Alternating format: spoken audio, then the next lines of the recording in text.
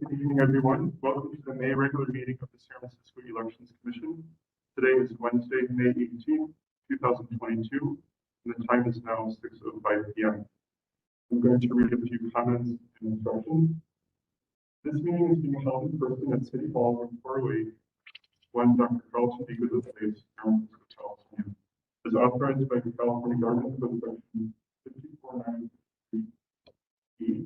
According to the supplement to February 25th, 2021 proclamation, it is possible that some members of the Elections Commission may attend this meeting remotely. Those members will participate and vote by video. Members of the public may attend the meeting to observe, provide public comment at the physical meeting location listed above or online. Instructions for providing public comment are on the agenda. In addition to participating in real time, interested persons are encouraged to participate in this meeting by submitting public comment in writing by 12 p.m. on May 18th.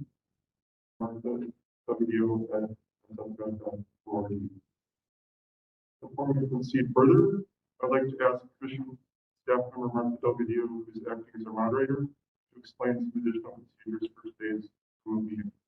Thank you, Commissioner Jordanic.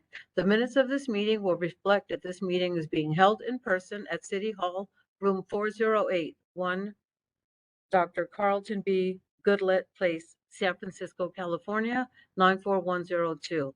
It is possible that some members of the Elections Commission may attend this meeting remotely. In addition to participating in real time, interested persons are encouraged to participate in this meeting by submitting public comment in writing by 12 p.m. on May 18th, 2022. To martha.delgadillo@sfgov.org. It will be shared with the Commission after this meeting has concluded and will be included as part of the official meeting file. Public comment will be available on each item on this agenda. Each member of the public will be allowed 3 minutes to speak. Comments or opportunities to speak during the comment period are available via phone call by calling 415-655-0001. Again, the phone number is 415-655-0001. Access code is 2483 660-9866. Again, 2483 660-9866. Followed by the pound sign, and then press pound again to join as an attendee. You will hear a beep when you are connected to the meeting. You will be automatically muted and in listening mode only. When your item of interest comes up, dial *3 to raise your hand to be added to the public comment line. You will then hear you have raised your hand to ask a question. Please wait until the host calls on you. The line will be silent as you wait your turn to speak. Ensure you are in a quiet location.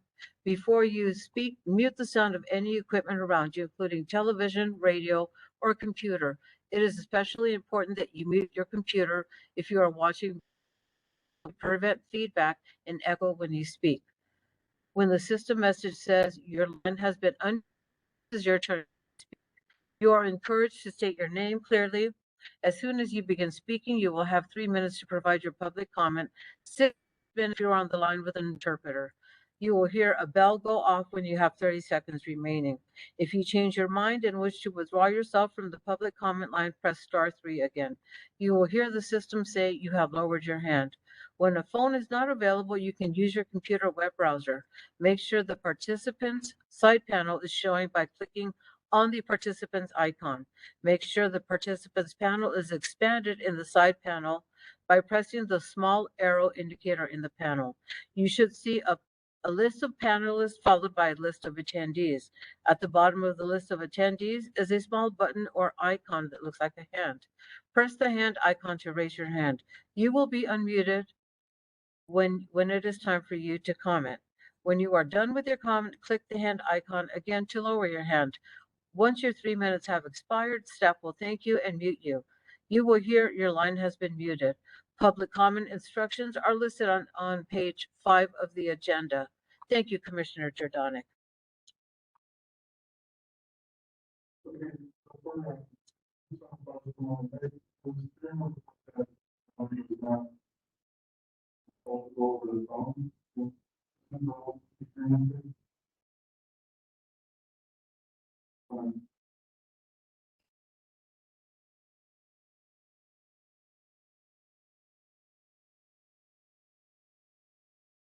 You're on.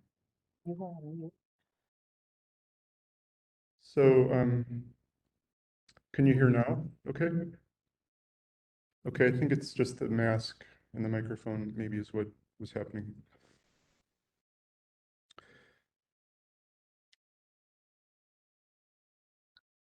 Okay, so with that, I'll call the meeting to order. I will repeat the time again, and it's now 6:10 p.m. And would you please proceed with item 1, the roll call? Sure. And actually, Secretary Delgadillo, before you call the roll call, I'd like to note that Commissioner Jung has resigned today.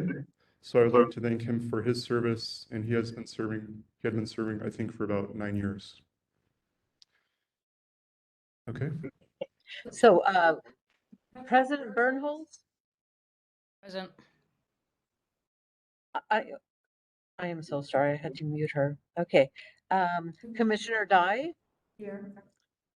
Commissioner Jordanic, here, and Commissioner Shapiro. Present. And with 4 commissioners in present, we meet quorum. okay, so one kind of procedural thing, I was advised that because our commission president is not here today in person, that we need to, according to our bylaws, elect a president pro tem.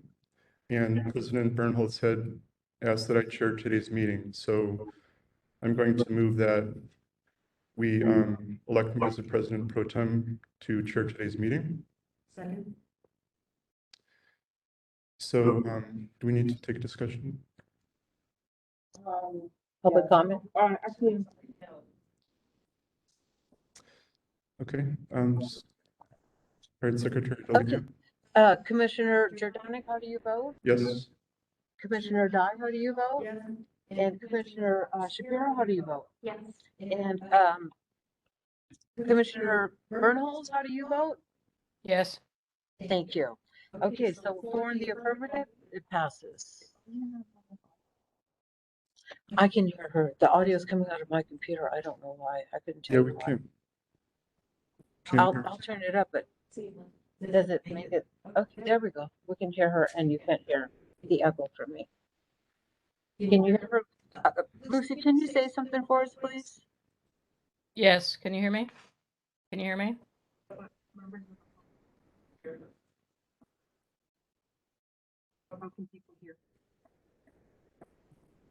Oh, that's Put the mic- maybe if I put the microphone closer.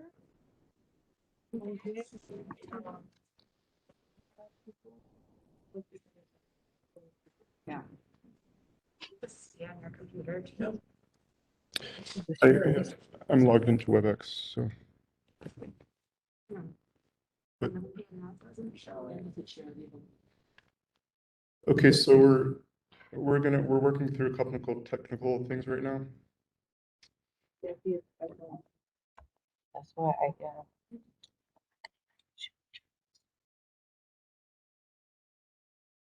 It's against Daniel.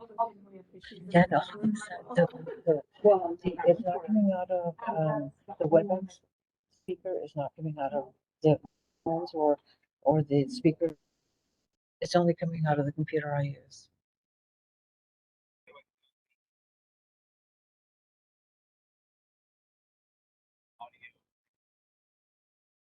No.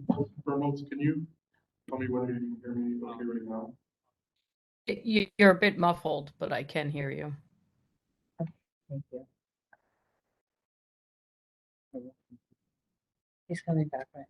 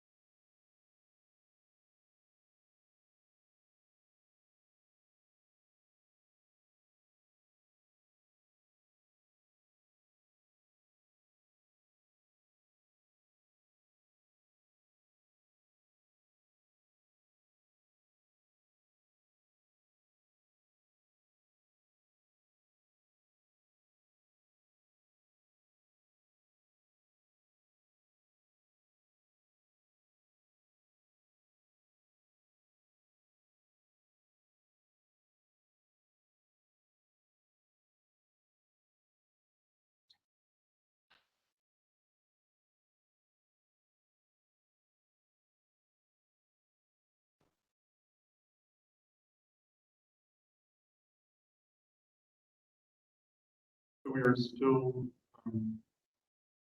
sorting through some technical issues. Remotely?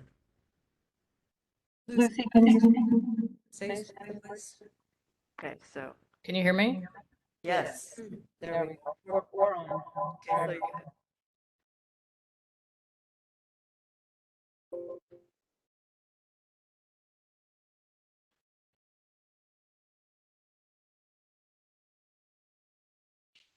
Testing 1, 2, 3.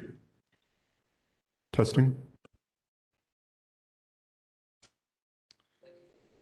So are we good now? Okay, so let's move on to item number 2, general public comment.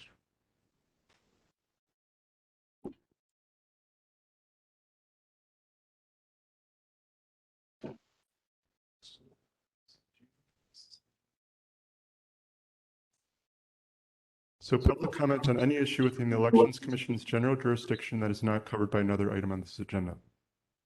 Any members of the public?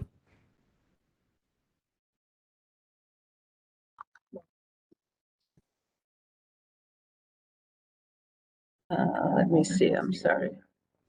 I do see two hands up. Caller, I'm gonna go ahead and mute you. You have 3 minutes to comment. Turn off my. How come it's not unmuted? Martha, I think you want to mute your computer. Is that maybe? Get the echo.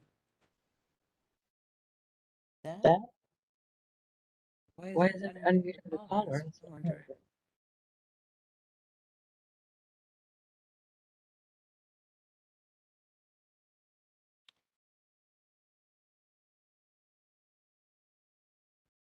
So just a moment, we're just trying to address an echo in the audio.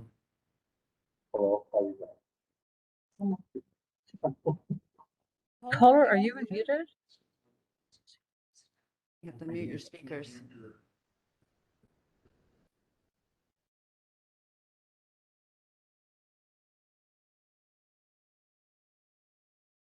Your other speakers use your system. The speakers too. Turned on. Our speakers are turned on. It's just not allowing me to unmute.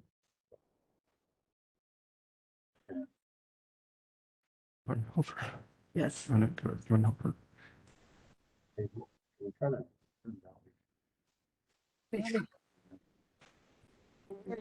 letting me do anything.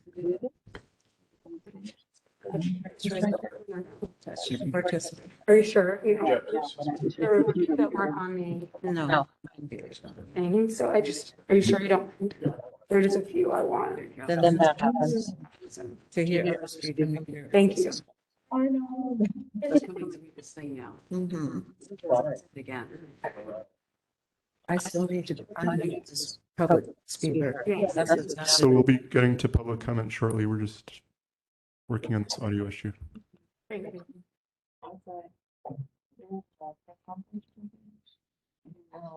Guess what? My sentence to go.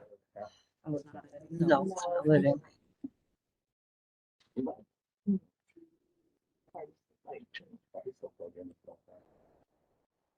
There's no reason why. This is how I do the job. Yeah. No. Still, it's not letting me.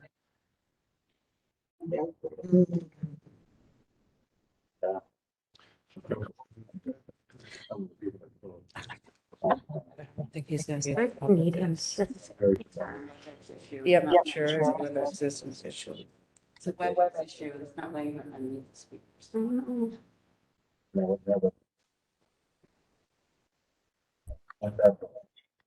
And it's Martha again. It's not allowing me to unmute callers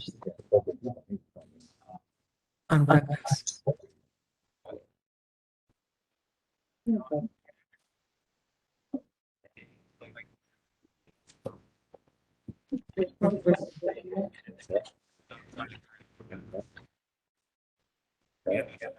Yeah, I had their number and they weren't answering. That's how I ended up here. Do you have like an emergency number for them?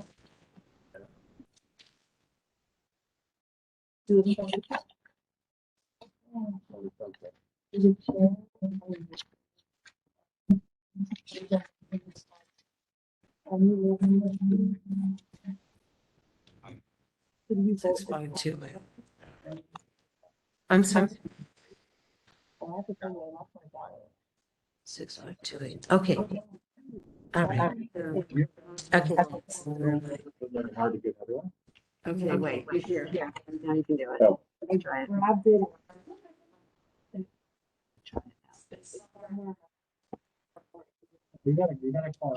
Where was it? What?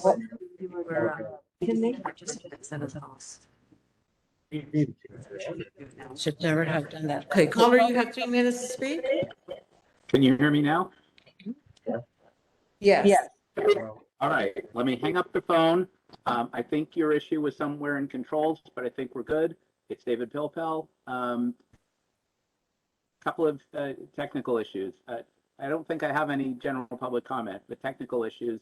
I can see President Bernholz. I can see Secretary Delgadillo. You guys look great, but I can't see what else is happening in the room. Is there a camera for WebEx for the room so I know who my audience is? Because this is very frustrating because I don't know who I'm talking to other than you guys. Happy to talk to you anytime, but I don't know who else I'm talking to, and that's No one else. really frustrating. Look, it's showing up here. I don't know why it's not showing up on WebEx. I don't think it really did it. There's nobody here. If there's a camera, if there's a camera in the room, could you upgrade the camera video to a panelist? That would, I think, do the trick.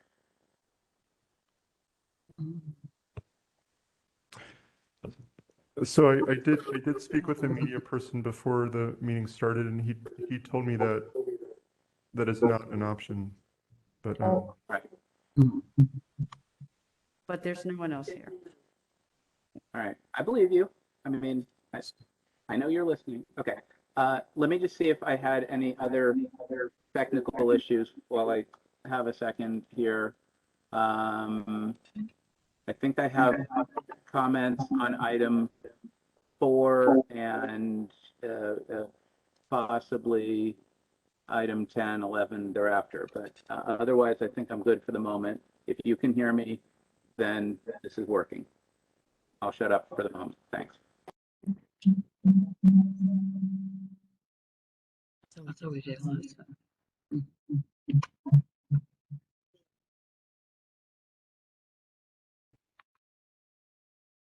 Turned off her speaker, so.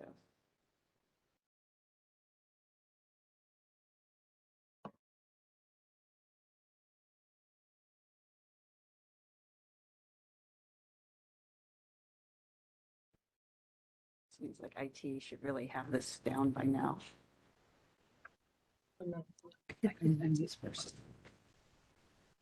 Second commenter, I'm going to mute you. Okay, you have 10 minutes. 3 minutes, thank you. My name is Brent Turner.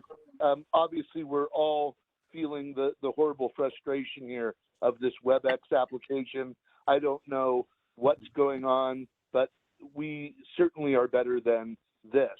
I'll move on to the comments, and please don't cut me off. I've been waiting a couple meetings now to make comment, but it's been impossible to get through because of this WebEx fiasco. And I hate to be irritated by it, but the public deserves to be involved in these meetings, and it's a disaster.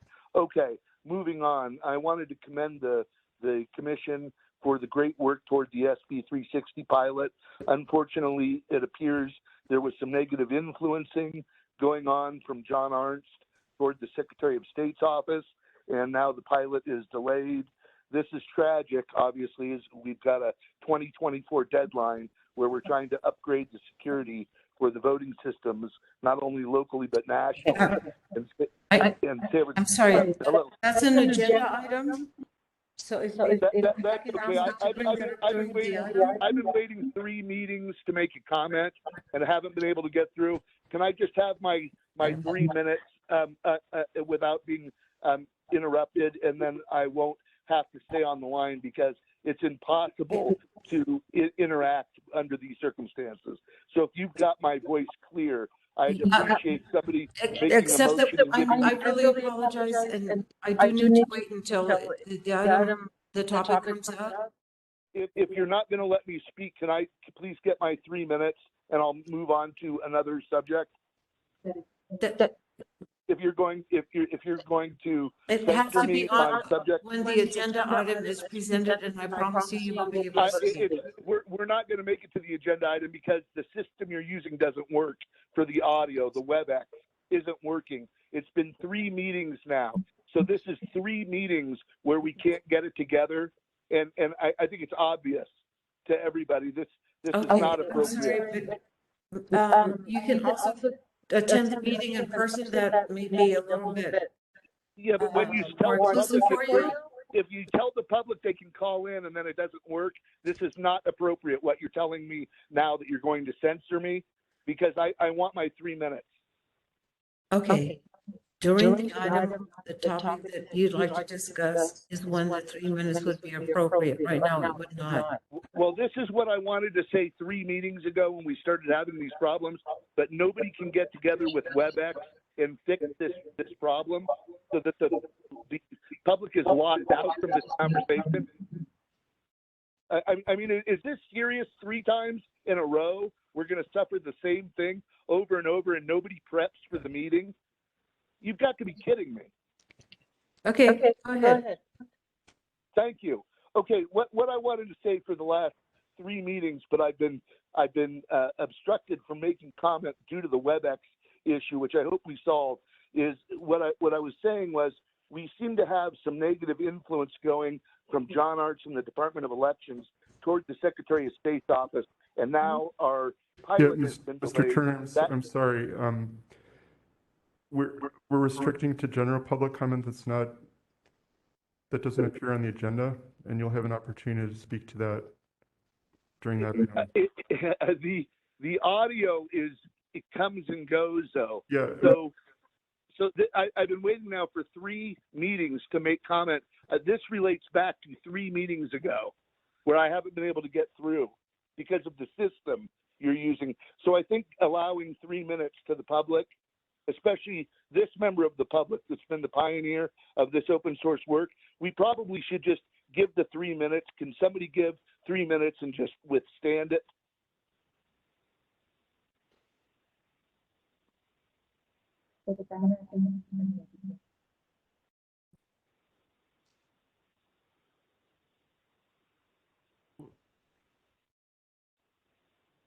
So are you keeping track of the time, or?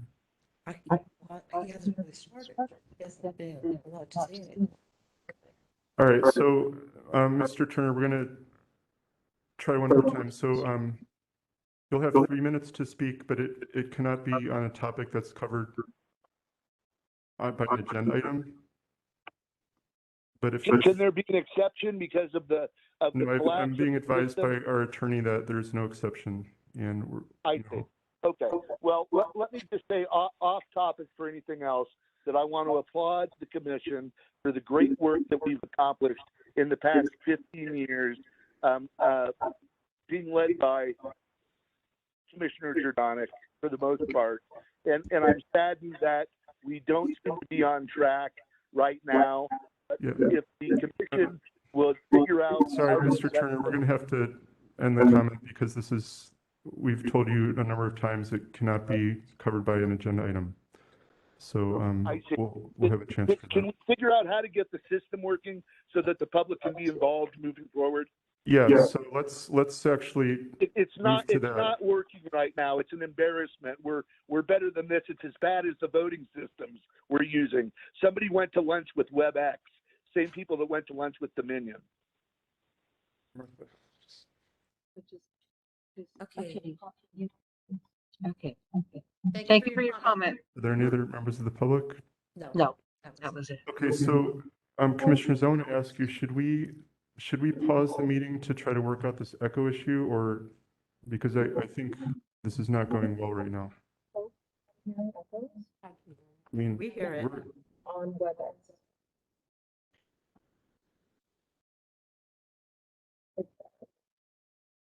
I will say though, I mean, we did have it. Dozens and dozens of people calling in for the last two.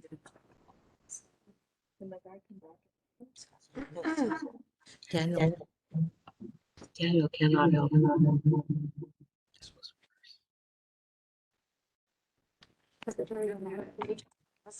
The tech support comes sitting here with us.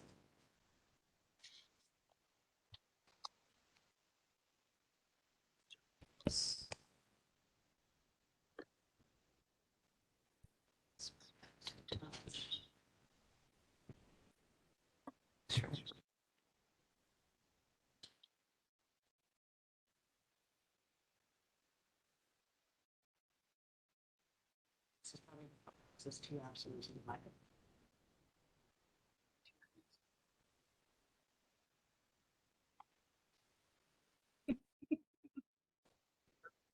Hi, this is Martha, and we're in room 408. We're having a lot of problems with WebEx. We're having feedback. It's just nothing. Would you be able to help us with it?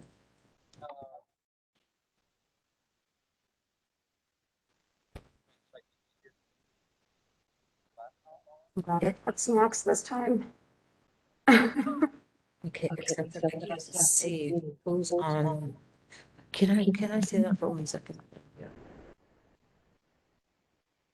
If you could come here to the room and try to work this out with me, I would really appreciate it. Okay, thank you. Bye. Oh, she's logged in twice or something.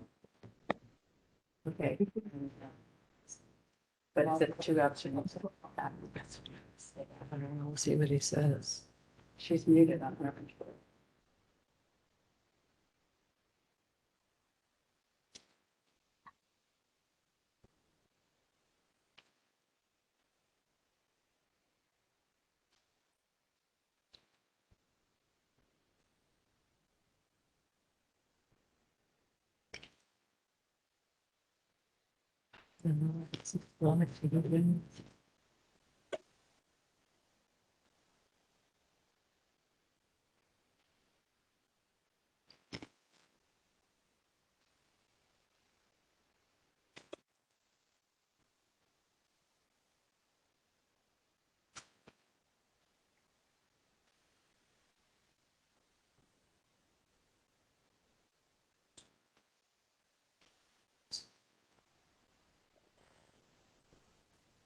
Can you hear me again?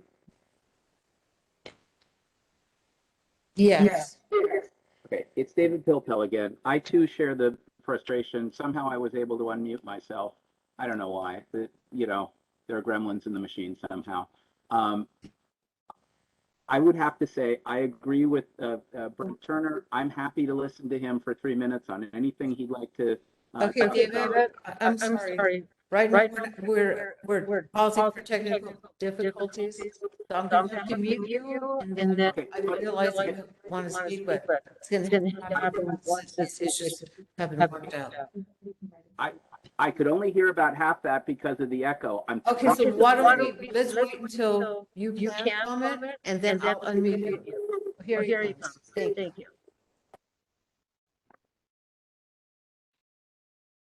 Okay. So, you talk to that. Daniel Blanchard. There are two apps you can.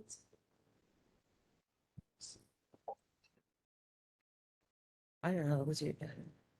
Something else.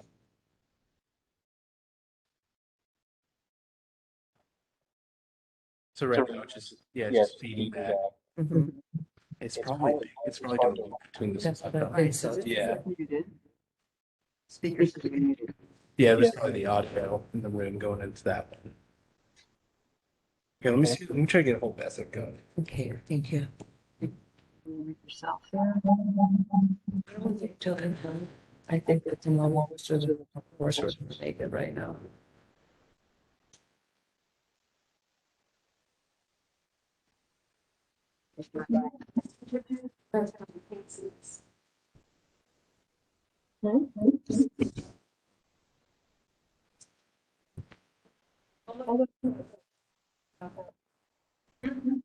Yeah. What? Is that better? Is that Is that what you heard? No? Yes. Was the points off.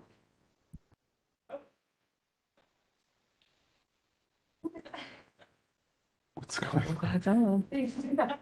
I did. No. It's like there really are gremlins. The gremlins are in WebEx. Okay, is it? I tried muting it. What was the issue? He said he couldn't see us, so I was trying to look at his. It's not, There we go. there's no camera. It's just not, there's no camera view. Mm. We're not even showing up. The camera is that one. Yeah, it does. But that's not, it's not looped into WebEx though, Try the again. shoot. Hello? So I just muted this, so let's try. I did. Can anybody hear me? Can you hear me? You can hear me all around? Then we should be okay. Let's,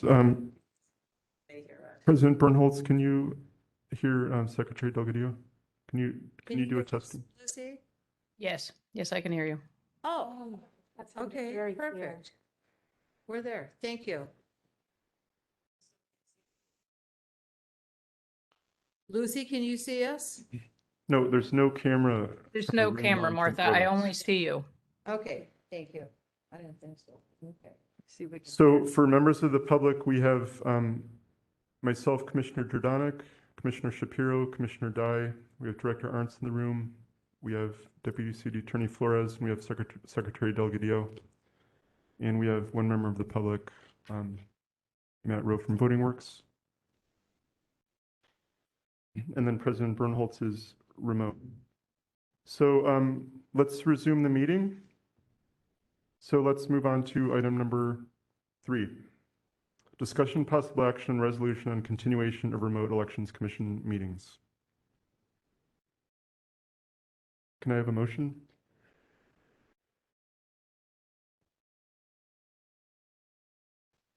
So the motion here would be to adopt the resolution. resolution. Second. Okay, any, we have public comment on this item? Seeing none? Have 2 hands raised. Okay, First caller, I'm unmuting you. You have 3 minutes. Okay, can you hear me now? Yes. Yes. Great, it's David Pilpel again. Okay, I have no issue with the AB 361 findings. I'm back on technical and procedural issues. As I was trying to say, I'm happy to hear from Brent Turner on anything he'd like to share whenever, whatever. The requirement in the Brown Act and the Sunshine Ordinance is to hear from the public prior to or during discussion of the item. If you want to take his public comment prior to the item coming up, that's fine. You have that discretion, in my opinion. I respectfully disagree with any legal advice if that's what you're being told. Further, I would say very strongly that those items that were posted on the website today, like late this afternoon, like in the last hour or so, I think should not be taken up. And there are several attachments that were recently posted. I haven't had time, I barely had time to download those, let alone digest them. yeah, Mr. Pilpel, just to remind you to stay on the topic of the agenda item. I just found that stuff. I'm getting very frustrated here. I would suggest that you take either a brief recess or have a discussion between you, Acting Chair Jordanek, and President Bernholz, and figure out what items have been properly noticed and posted that you actually need to take action on tonight. Do those, and anything that you can defer, I would suggest deferring, because Mr. this is Pilpel, a please stay on the suboptimal topic of the meeting. resolution and continuation of remote meetings. There's no other way to talk to you. If I were there, I would be very unhappy right now. I'm trying to contain myself and be measured in my concern for public comment here. Thank you for listening. Until the next time. Okay, thank you.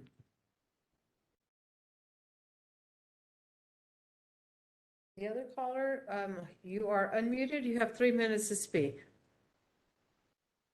Yes, it's Brent Turner again regarding the breakdown of the communication network here. I would say probably best maybe to adjourn this meeting if you can't get it together. That I think that's what should have happened on the previous meetings.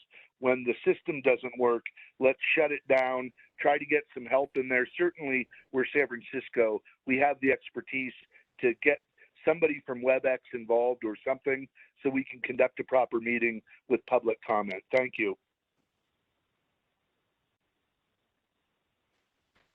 Okay, anyone else? Nope. Okay, any commissioner discussion on the motion? Seeing none, Secretary Delgadillo? Okay, I'm sorry, Commissioner Bernholz, how do you vote? Yes. Commissioner Jordanik, Yes? Commissioner Dye, Yes. and Commissioner Shapiro. Yes. Okay, with 4 in the affirmative, it passes. Okay, next item, number 4, approval of minutes of previous meetings.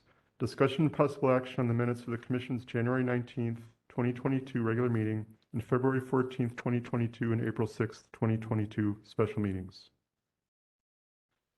So we have 3 draft minutes documents before us today. One of those documents, the February, was posted just a few hours ago. So I think it would be appropriate to hold that one off in terms of voting today, but we can definitely take feedback on those if anyone has any. But does anyone have any comments on these documents or? I have a comment on the February one. Okay,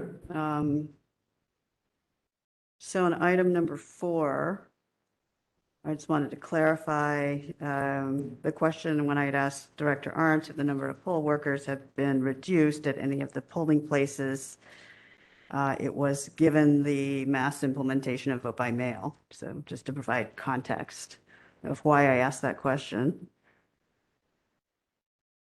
And I think it's appropriate to put his response, which I believe he said that it had been reduced from 5 to 4 on average per polling place, according to my notes.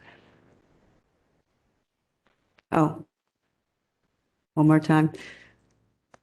This is Commissioner Dye, and I just wanted to add additional clarification for item number 4. When I had asked Director Arndt if the number of poll workers had been reduced at any of the polling places, it was given the, the fact that vote by mail ballots were sent to every voter in San Francisco. That was the context of the question. And I believe Director Arndt had responded that it had gone from an average of 5 to an average of 4, had been reduced by 1, if I recall. For the February election? Yeah, so we wanted to have, our goal was to have 4, really like 3.5 Right. was the number that we were aiming for. Yeah. We averaged it out. So I'm just saying that it should be recorded in the minutes because right now it's just like a general question about reducing poll workers, and I just wanted to provide the context of the question. I'll get it to you. sounds good. Any other comments on the documents? And then I also, on the February minutes, item 6, I think voting works as one word. Item 6.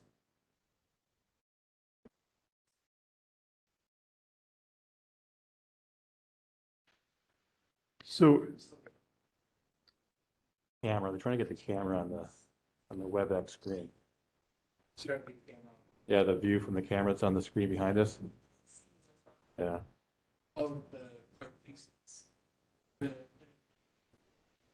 Okay, all right. In general or? Just in general.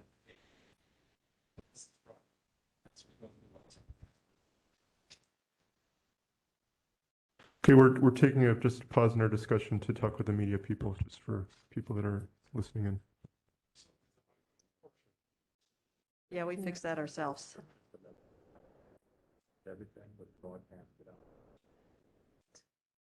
Why you're not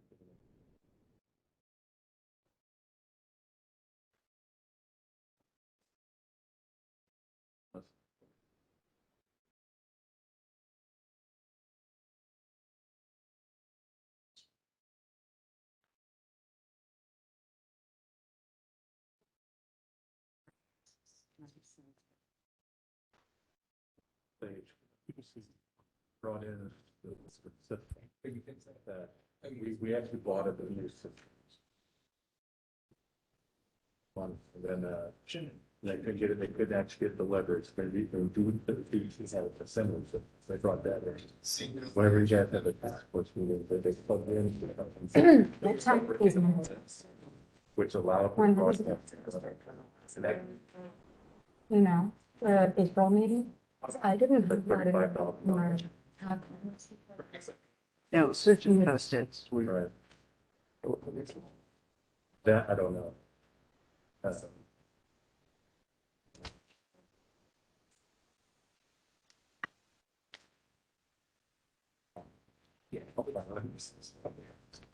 So, just to. Thanks for Daniel.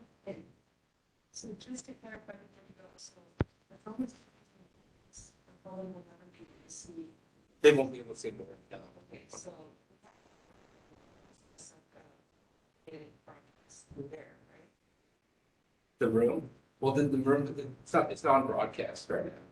Right. That's what I'm saying. We need to find a broadcast time. Be able to broadcast over a second. Yeah, right. That would be your problem. Yeah. So we have, if the broadcast time is available, be able to broadcast. Right. And it doesn't necessarily have to be on cable channels. Yeah. Because it's just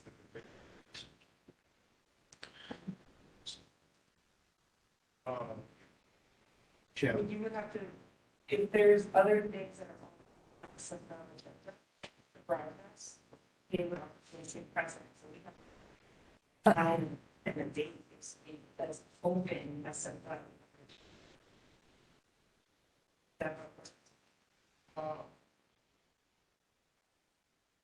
basically personnel. would-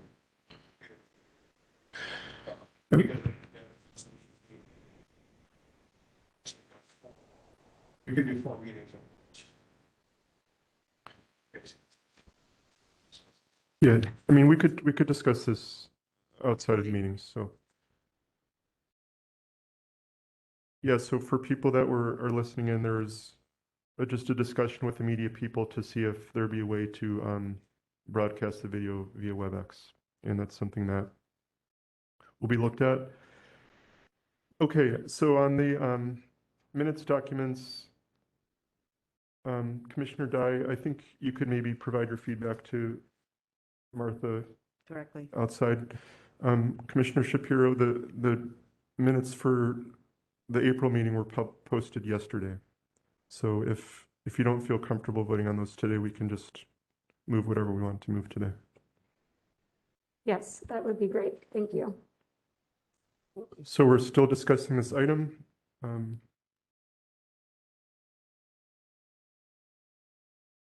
So I think the proposal is that we defer voting on the minutes for February and April, given the late posting. And if we have comments, send them directly to Secretary Delgadillo so they can be incorporated. Any comments on January? I know that's gone through a couple of reviews now. Yeah, so are there any additional comments, especially with regard to the January minutes? Do we have a motion to approve the January draft minutes? So moved. Second. Okay. Let's take public comment.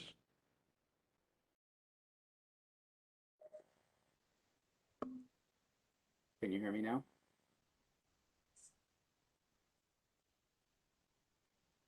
Hello? Yes, we can hear you. Thanks.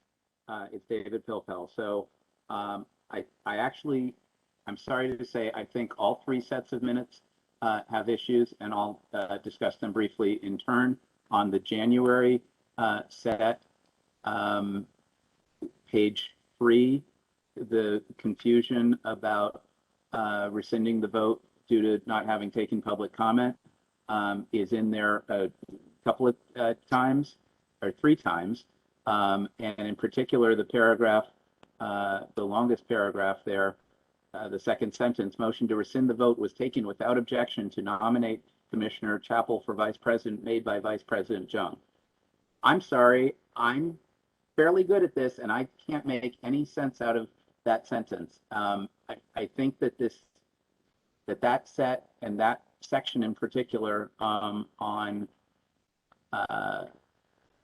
item 6 needs to be rewritten. I think there was something else there on coming out of closed session, but I can't remember that right this second. That's January.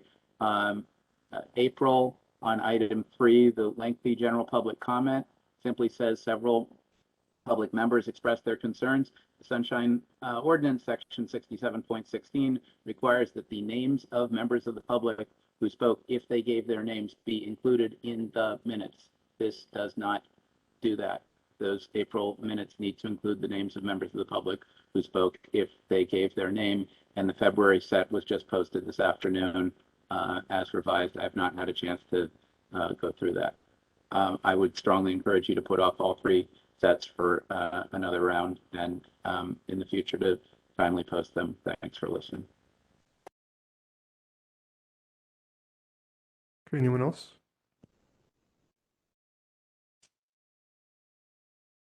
Okay, thank you, Mr. Pilpil.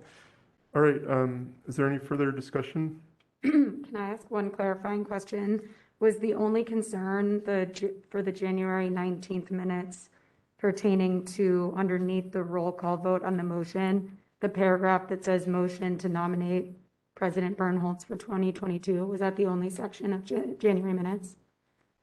Yeah, I've read through that and I think it makes clear sense. Okay. Anyone else?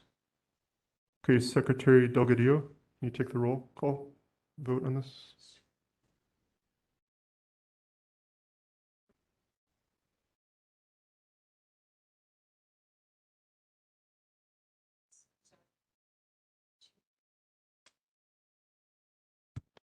President Bernhold, how do you vote? On the Yes. January, okay, thank you. And Commissioner Jordanic, Yes? Commissioner Dye, Yes. and Commissioner Shapiro. Yes. Okay, with 4 votes in the affirmative, it passes. Okay, and then the other 2 minutes documents, you can provide your feedback to Martha directly. Okay, next item, number 5, review of the April 19th, 2022 special general election. Discussion and possible action regarding the April 19th, 2022 special general election. Okay, Director Ernst, would you like to provide any comments on this item?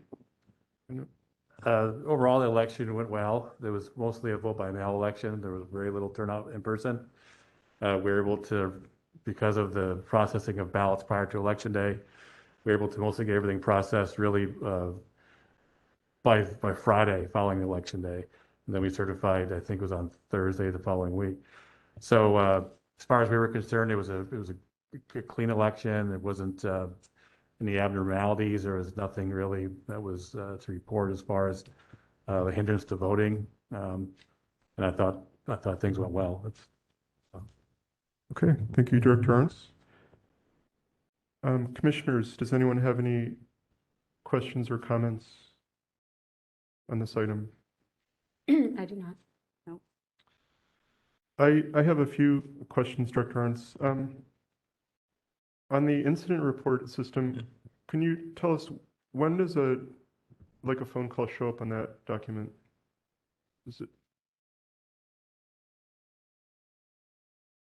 What do you mean? I don't understand. Well, like if someone calls in from a precinct, it doesn't necessarily show up in that document, right? Is it? It depends if it's an incident or not. If someone calls to ask a question, we can answer the question. But then we don't register those calls. But if we have to actually respond and move, bring people or resources to respond to the issue, then we start to track it with the report. Okay. And then my only other question is, so you provided a bunch of numbers like provisional ballot report and vote by mail report and so on.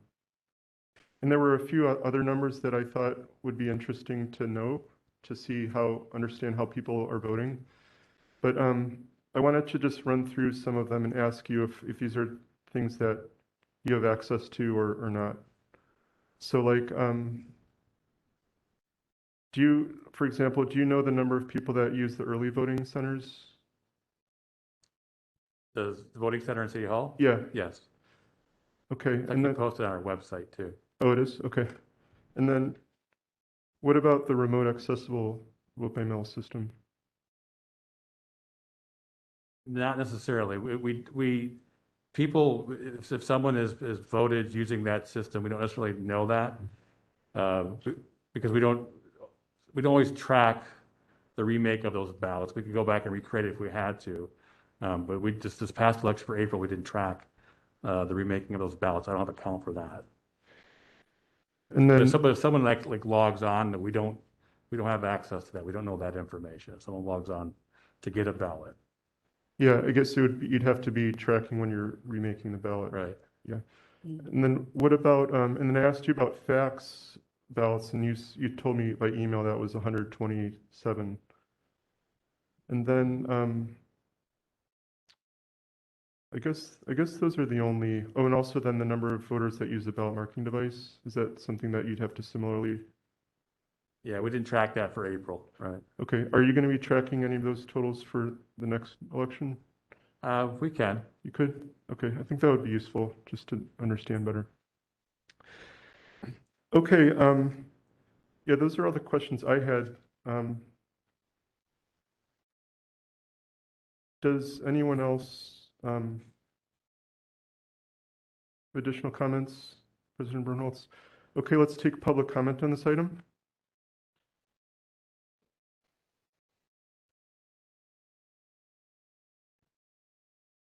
Caller, you are about to be unmuted, and you have 3 minutes to speak. Yes, hello, commissioners. Thank you, and sorry for getting a little flustered previous. It's just been, again, many meetings in a row without public comment being available simply. So you can imagine the frustration. It takes a lot for the public to make time for this stuff. Okay, I just wanted to make comment on a couple things that John Arndt just said. One specifically, when we talk about clean elections, and we're talking about these particular systems that we're utilizing now, just for framing purposes, it is very important at this crucial moment for our country that we recognize the reality, the harsh reality, that unfortunately Mr. Arndt has no idea whether it was a clean election or not, because the system we're using is deficient to the point where nobody knows if the results are accurate or not.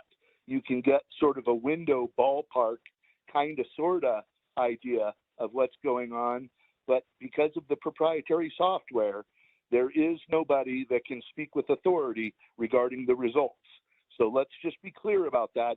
That's why we're trying to move the systems to an upgraded security model. So I just wanted to take exception. I appreciate the fact we want to have public confidence, and we do naturally refer to our elections in San Francisco as clean elections, but unfortunately, the system itself is deficient. That's why the public is so involved on the issue of open source. Thank you. Okay, thank you, Mr. Turner.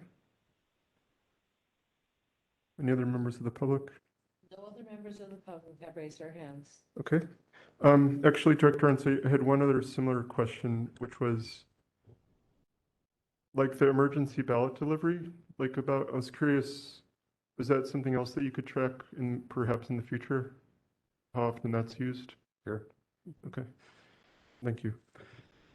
So on this item, in the past, like sometimes we've made a motion to declare that the election was free, fair, and functional. So other times we didn't do a motion. I've heard different things, but we could either move on or we could do a motion like that. It's up to, I think by law, we just have to do an assessment, which we've done today, but. I'm happy to motion that, motion free, fair, functional election, special election, April 19th. Okay, so we have a motion by Commissioner Shapiro. I'll second it. Okay, Okay, I will take vote. well, Just Commissioner discussion on the motion? Seeing none? Any public comment? No, we've already done. Okay, so we're voting on the free, fair, and functional, item 5. President Bernholz, how do you vote? Yes. Commissioner Jordanik, how do you vote? Yes? Commissioner Dye Aye. and Commissioner Shapiro? Yes. Okay, with 4 in the affirmative, it passes. Okay, thank you, Secretary Delgadillo. So let's move on to the next item. Item number 6, the June 7th, 2022 Consolidated Statewide Direct Primary Election. Discussion and possible action regarding the proposed election plan for the June 7th, 2022 Consolidated Statewide Direct Primary Election. Okay, Director Arntz, would you like to say anything about the plan that you've presented to us? So the plan is very similar to the February and April elections. The difference between those two elections is we have 588 polling places we didn't consolidate. Then also the outreach materials are new for this election versus the other two elections. But otherwise, the plans that are implementing now for this election are very similar to the February and April elections. So we take any questions. Okay. Commissioners, thank you, Director Arntz. Commissioners, are there any comments or questions? I just had a question for Director Ernst. I'm curious, I know we're in San Francisco, but I'm just curious understanding the national trends of intimidation that has been posed toward elections, elections officials, poll workers. And I wanted to be sure that the staff is properly supported in that regard. Should there be any intimidation, harassment, or threats at poll sites, if any have occurred? I haven't read anything that has made me question that. I just wanted to make sure that was something that was being considered. Yeah, so for the poll worker training, if someone has an issue with a voter or a campaign, to have them contact the department, and then we can send our folks out there. But if it's an emergency situation, we instruct the poll workers to dial 911. Then also we send the list of the polling places to the police so they know where the polling places are before an election. And usually, not every election, like I didn't do it for April, I'll send an email to the captains and say there's going to be an election on, this date, and then so they know what, and also send the polling place locations.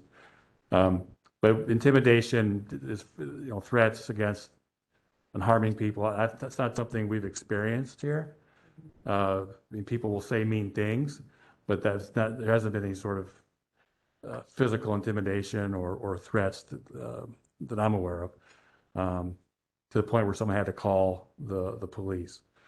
But we do instruct again the poll workers that if they do feel threatened, if there's an issue that they feel that their safety's in jeopardy, to dial 911. So. Do you feel that there might be a necessity to have additional mechanisms? Well, so there was a threat in Northern California during the last recall election. Obviously, San Francisco might be a little bit different. I think my concern is around the question of going from having just maybe no clear protocol to going all the way to 911, and the type of intensity that is brought by police presence at a poll site. So I'm just wondering if there are specific procedures that are provided to poll workers and captains at the sites so that they are prepared for more de-escalation as a intermediate step before having to consider 911 as an option. Again, so if they have an issue that they think they can't address, we tell them to contact the department. Then we have field personnel that are available for every election that can go to polling places and support the inspectors. If it's a voter that's rude, or there's someone from the public that's engaging voters or the poll workers, then our folks are trained to support the inspector and the poll workers. Got the field personnel. Sorry, I think I missed cut initially. Right. And they're trained for de-escalation. Right. Yeah, I mean, they're not professional de-escalators. I mean, they're people that are there to support the election. But if they have an issue if our field support then have issues, we tell them to contact the department in City Hall. And then, we have experience with a lot of situations on election day, so usually we can help people move through moments. But we also have the sheriff's department that's tied with us during election. So if we did need to have someone go check out a situation without calling the police, we could ask the sheriff's department to go and visit a polling place as well. But usually we're able to resolve issues that happen at the polls ourselves, and we're not having to call law enforcement. Thank you. May I follow up on that? Sure, go ahead, President Bernholz. Thank you, Commissioner Jordanek. Director Orange, just a question. If that were to happen, or when it does happen, these calls for some sort of de-escalation support, would that show up in any of the reports that you regularly track? Is that likely to be captured anywhere? Yeah, that would be in the incident report that we provide after every election. That's what I thought. Okay. Thank you. I have two other quick questions, if I may, Commissioner Jordanek. Of course, go ahead. Director Arns, I remember in a recent election plan, I don't think it was the last one, I think it was the prior to that, there was some changes that needed to be made because of SFUSD's security requirements. Has that all been sorted out to the department's satisfaction? Yes, so we provided extra poll workers at the schools when the schools have expressed the need for directing the public as needing security, where really what the school district wanted was personnel to direct the public to appropriate places within the building. If the public had arrived to vote, or if they wanted to go to the school itself, for whatever reason. But where we couldn't assign a poll worker, then we did have a purchase order with a private security firm to have security officers at schools where we couldn't assign poll workers, but that wasn't very many, especially for April. And that will be the plan going forward, is that where there's a request for extra poll workers or extra personnel at a school, we'll assign poll workers, but if we can't fill the gap, then we will ask a private security firm to assign one of their personnel there. Okay, great, thank you.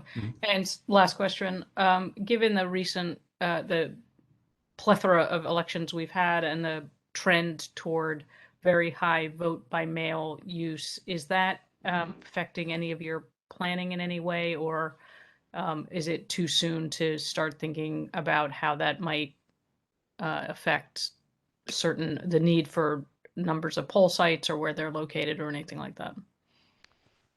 We are. So we've started the re-precincting of the city now that redistricting is completed. So we are trying to re-precinct around established polling places. And also we're trying to reduce the number of precincts, which would reduce the number of polling places that we have to support, and then also the number of poll workers to recruit. So, and since there is less in-person voting at the polling places, although polling places continue to be one of receive the highest number of vote by mail ballots on election days at the polling places. So even though people aren't voting at the polling places, they're still going to polling places to drop off their ballots. And usually about 25% of the turnout is people going to polling places to drop off their vote by mail ballots. So but where we can within law, we are reducing the number of poll workers so that there are less sites to support and less poll workers to recruit. So yes, we are cognizant of the change in voting habits, and we are reacting to it.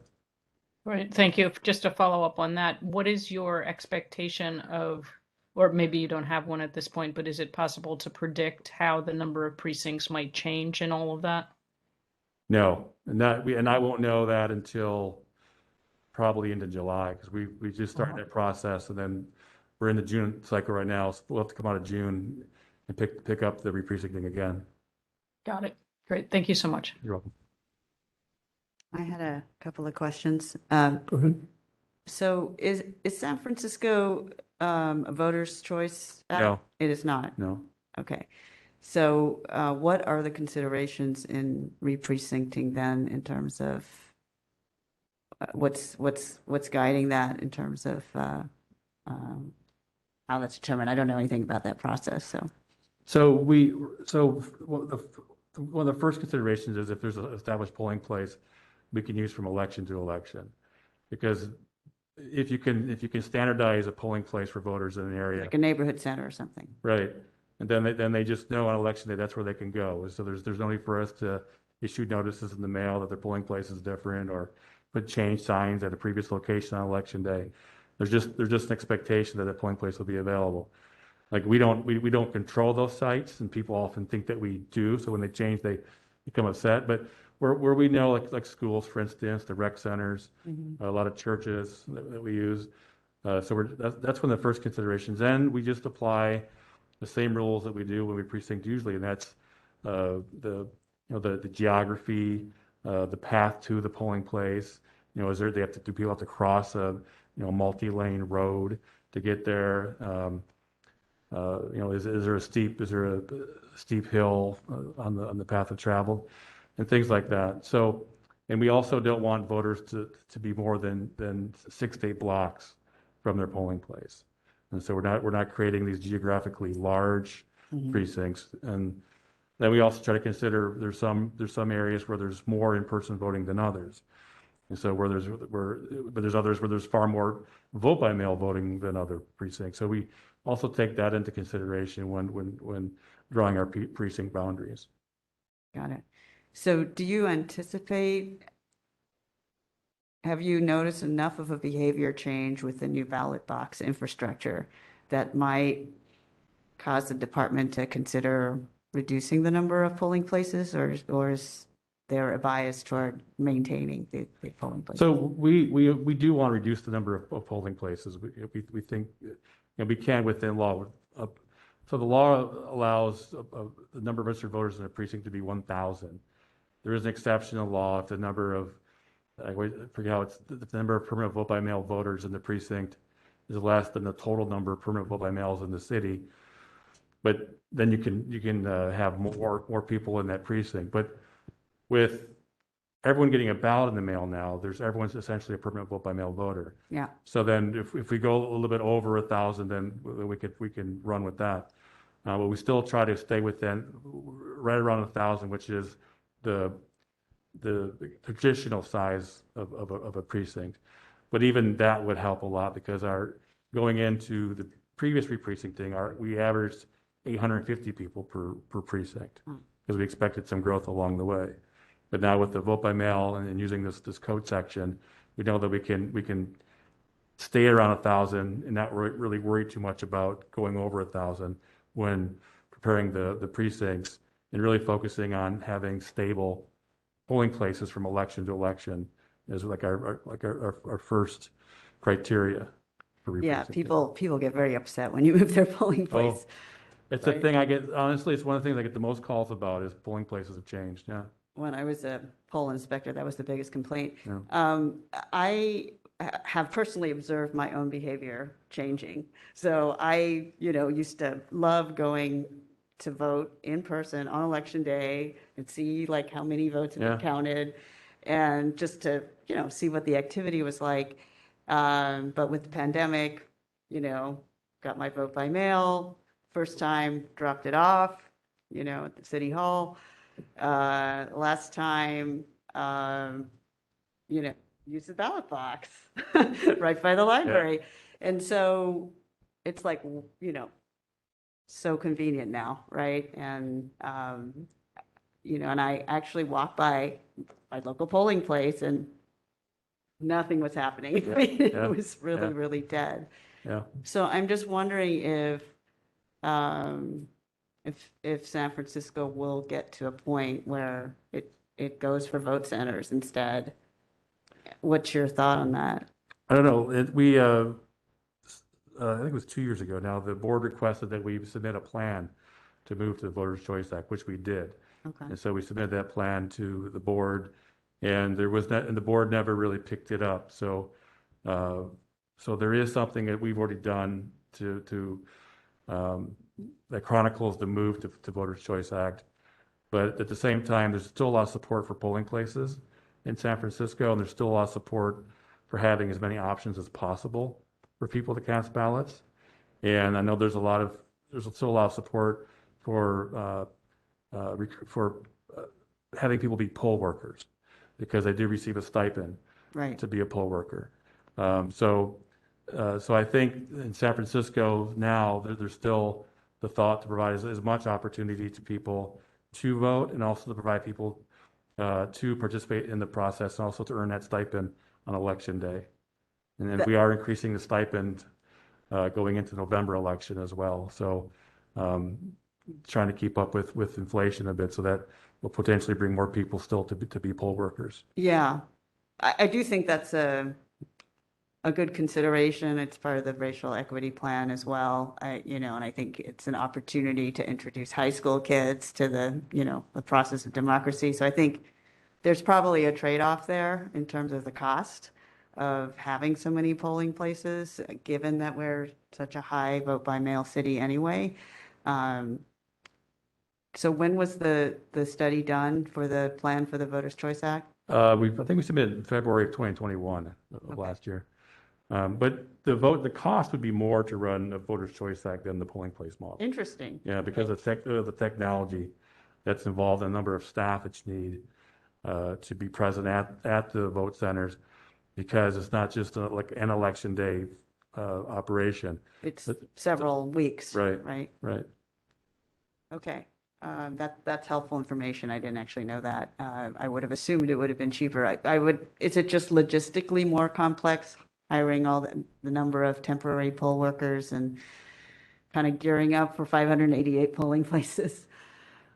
No, because it's still a one-day operation, and so you get more buy-in from people that way. But if you have a multi-day, that's more challenging. Okay. So. Thank you. That's helpful. I have one other question. There was a comment in the voting plan about the language access, how the Secretary of State had kind of relieved us of 4 of the 5 languages or something, and then reinstated it. Can you tell me what was behind that? And did San Francisco just make a different choice to do more anyway? Yeah. So there's a state law that requires the Secretary of State to do an analysis of language needs per precinct in every county. And the state draws the information from the statewide database. It's a group in Berkeley that actually helps support the redistricting task force. And so they compile this information that I think they get from the American Community Survey. It's probably one of the, and probably other sources as well. And then I don't know if a law changed or if there's a different interpretation of the law, but the Secretary of State's office issued notice that in San Francisco, we had no need to go beyond the 3 languages that we currently support. But we know that we can't withdraw language support. So we never really planned to follow the advice from the Secretary of State's office. But then even though we are still engaged with our plans to provide the 5 additional language for facsimile ballots and also some noticing, the Secretary of State came back with another notice essentially saying that, no, we're reinstating the previous language support for the counties that have gone on in previous elections. So nothing really changed for us. We didn't plan otherwise, but the Secretary of State, and I don't know what it was. I mean, they were acting on something. Right. They didn't just arbitrarily decide to change the criteria or to put out different advice. But yes, as far as the state is concerned, as far as San Francisco is concerned, all the languages that were previously supported are still supported. Right. Got it. Thank you. Okay, I had a few questions, but I wanted to start out with a follow-up to one of the questions that Commissioner Dye had asked. Regarding voting centers, since everyone is getting a vote by mail ballot these days, like what are the reasons people use the early voting center? Because I guess before that, you could go there to vote even if you didn't receive a vote by mail ballot. So like, what are the reasons that people go into City Hall to vote? I mean, I don't know the reasons why people come to City Hall, but the services that are available Or again, people could get replacement ballots if they made a mistake. They can register to vote. They can change their registration information. They can vote in person prior to Election Day. Just so whatever they want to have the I voted sticker and get their picture taken in front of City Hall. I mean, there's a number of reasons why we don't track that, but it's the same services that have been available through time. Okay. Essentially. And then remind me again, if you vote at City Hall, is your ballot scanned by the scanner at that time, or is it done later on with the vote by mail ballots? So the ballots that are issued from the voting center are essentially vote by mail ballots. Okay. And so so the ballots that are cast at City Hall would be processed along with the vote by mail ballots they're receiving in the mail. Okay. All right. Thank you. Yes. So then my other questions are, so we've talked about the emergency ballot delivery in the past a little bit, kind of, the idea of mobile voting and things like that. But, and I saw a reference to this in the plan, but do you provide a ballot marking device in those cases ever? Would you actually bring one into the person, or If someone requested, we would. you would? And then you'd have to like plug it in and then Right. set it up and things? Okay. And then on the drop boxes, I noticed there were some references to having to clean them and things like that. Is that because they're being vandalized at all, or is that inside the box, or? It's on the exterior, and they are being graffitied, and there's also, pets are using the boxes, and then other uses, so we have to clean the areas around and also on the boxes. Is that a significant problem, you think, or just as a minor? Depends on the area. Depends on the area, okay. And then another thing is, I was reading about the waiting time app, and how does that work? I guess I hadn't realized, I had forgotten that you're doing that, but how does that work for a normal precinct? Do you know? So our field election deputies will send the information in using an app on their phones that we developed, and then that provides like a sense of what the wait times are at polling places. So it's not like a real-time type thing? No. Okay. And then, okay, and then the other question was about the languages, which you had asked. So, all right, so that's all I had to ask you. Thank you for all the work on the plan, Dr. Arns. So let's open it up to, or was there any other comments or questions people had before we open it up to public comment? I enjoyed the slogan.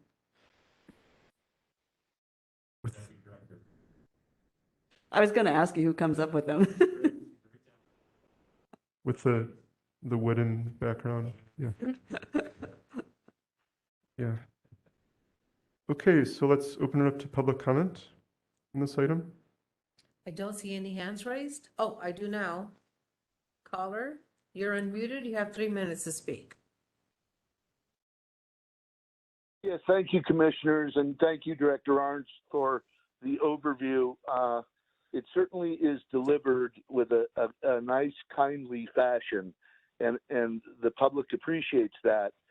Unfortunately, and I know the tenor of this call has put me in a bit of a box, and I feel like there's some resistance here to public comment, and this is probably going to make it worse. But unfortunately, it's hard to really give clear thought and gravity to your plan, because I think there's a general lack of confidence now because of the history of our county and where we are with our systems.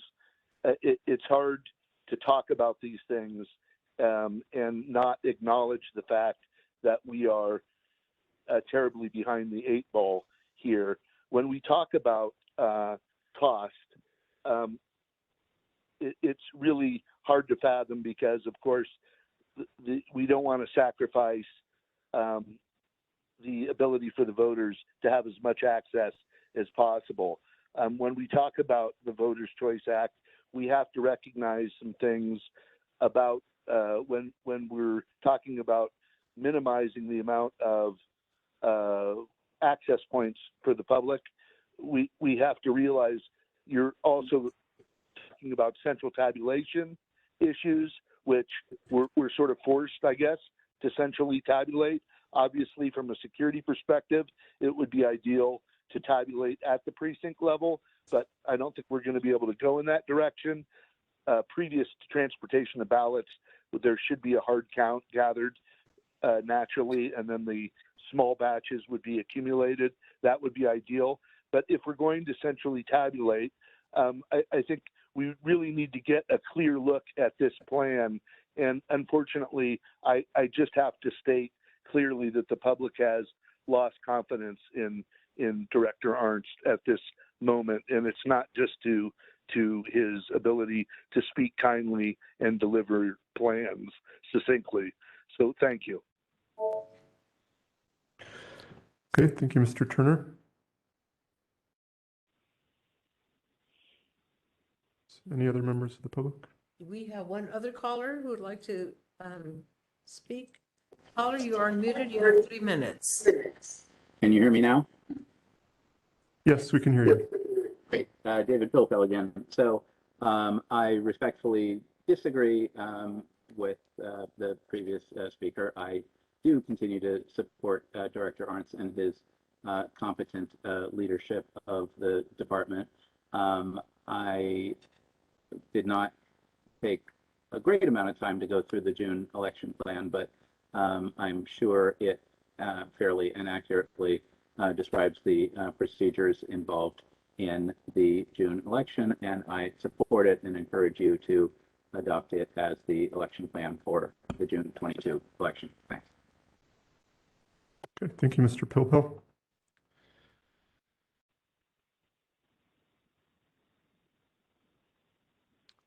Seeing if there's anyone else. I don't see any other callers. Okay, so commissioners, on this item, I think the motion we would have before us is, whether to approve the plan. I move we approve the plan for the June 7th election. Second. Okay, and we have a second by Commissioner Shapiro. Any remaining discussion before we take a vote, commissioners? Okay, seeing none. Secretary Delgadillo? Okay. President Bernholz, how do you vote? Yes. Commissioner Jordanek, Yes. Commissioner Dye, Aye. and Commissioner Shapiro. Yes. Okay, with 4 in the affirmative, it passes. Okay, let's move on to item number 7, Commission Annual Report for 2021. Discussion and possible action regarding the Commission Annual Report for 2021. So, President Bernholz, I'll turn this one over to you. But I want to mention that the packet item for this was only posted today, so I think I'm not sure if you knew that, President Bernholz, but okay. Thank you. Yes, I believe was the whole packet. Well, it doesn't matter. Parts of the packet were definitely uploaded late. I want to thank previous President Mogi and Secretary Delgadillo for helping to pull together the draft annual report. The 2 attachments, I see on the thing, yes, they were all uploaded today. So I would suggest that we use this time for any comments and input from the public and other commissioners on the draft here, but we delay any action until the next meeting in June. This is a required requirement of the commission that we do file this annual report. So we want to make sure it is complete and useful for the public's purposes. Okay, and thank you, President Bernholz. Are there any comments or questions for? Yeah, I have a couple. I don't think we need item 3.4 since it's for last year, is it not? I think it can probably be deleted. Right? And then the other question I had was, there's like a title with no number and no description that at the end, right before the signature line, remote ballot completion and submission for people with access and functional needs project. So Those were 2 questions actually that I was asking. yeah, so those are my questions. I'm not able to provide any questions because I did not receive this until just now. So unfortunately, can't Okay. participate in this conversation. So thank you for that comment, Commissioner Dye. On the 3.4, yes, you're absolutely right. That can be removed, assuming it was addressed in the 2020 report. As for the remote ballot completion and submission for people with access and functional needs project, this should be numbered and some information provided on this, assuming Secretary Delgadillo, what's being referenced here is the issue that arose toward the end of last year regarding the work with the Department of Technology, the Department of Homeland Security, and all of that. Is that what we're talking about here? Yes, it Is that is. what's intended? Okay. Yes. So thank you very much. We need to provide a complete explanation of that, and we should do that by the next draft. Okay, can I make a comment? Is that okay?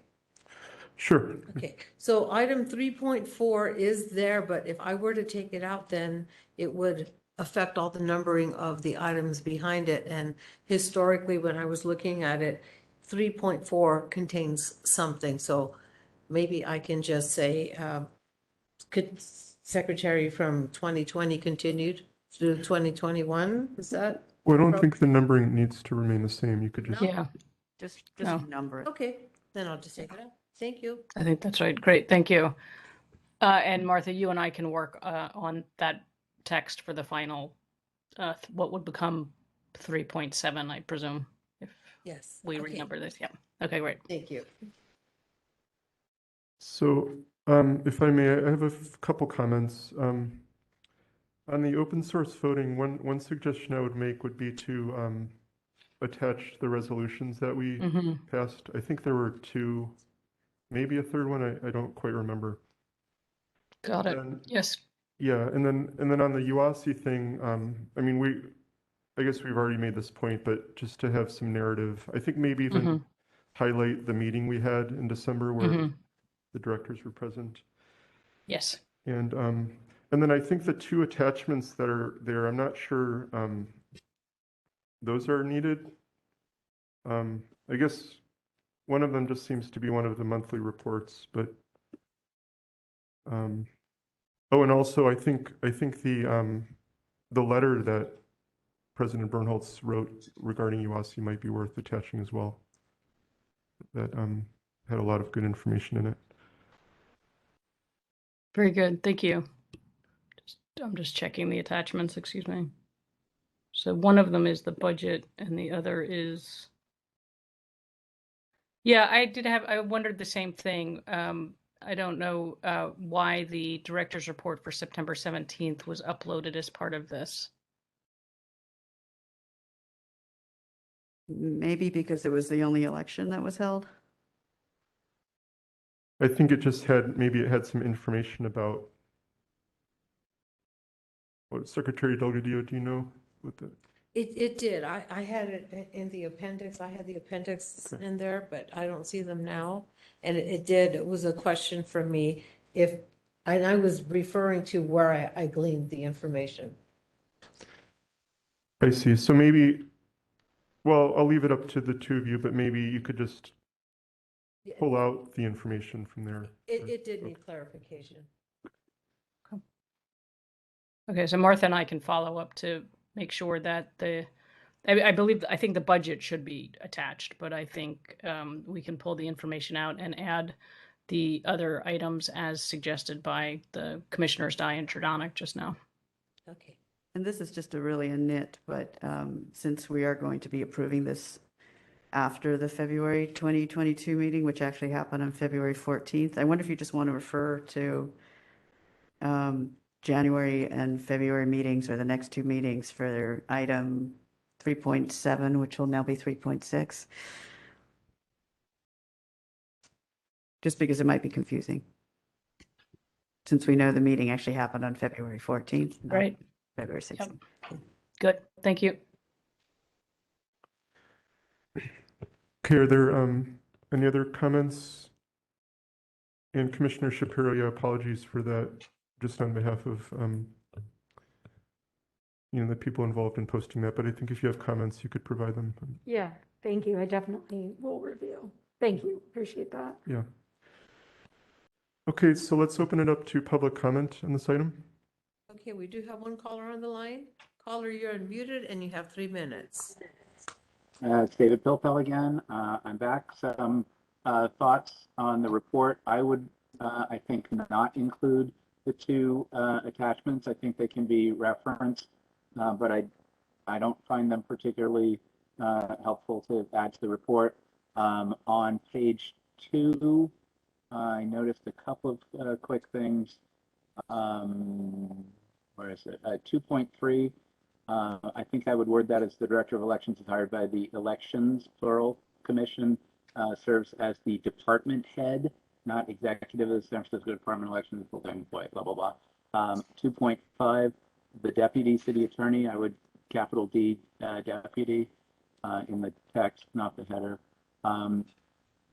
3 and 4 is really the important pages that discuss the commission activities. I might have like an overview that said the commission met X number of times, and VOPEC met X number of times. Key topics included redistricting, open source, the single recall election, blah, blah, blah, as further discussed. The budget, I think that's a fair summary of the budget, but that's also discussed elsewhere. Issues with WebEx are discussed in 3.3. For both the director's performance evaluation and the commission secretary, I think they're both supposed to have an annual evaluation. If that occurred during the reporting period, I would indicate that. If it didn't, I would probably note that as well. I thought it a bit odd that the performance evaluation referred to in 3.7 was actually outside the reporting period and during 2022, and this is on the cover suggests that this is an annual report for calendar year 2021, and it says if approved on July 21, that if approved line needs to be updated. All right, anyway, I just would have as much relevant narrative on pages 3 and 4 that cover the commission activities, and say, and maybe have something else at the end, that agendas and minutes are available on the website at blah, blah, blah, blah, blah. Audio is available, perhaps some video if it exists. I would just tell the story of what the commission did during calendar year 2021. The department is already well covered on its website, and I don't think this substitutes for an annual report for the department. This is an annual report of the commission's activities. I hope that's helpful. Thanks for listening. Thank you.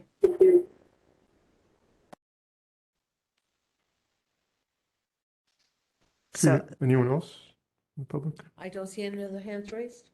Okay, Commissioner Dye, did you have a comment? yeah, so I think Mr. Pilpel was referring to the first page, the comment on the first page that has the approval date of July 21st, 2021. So obviously that should be updated to whatever the correct date is.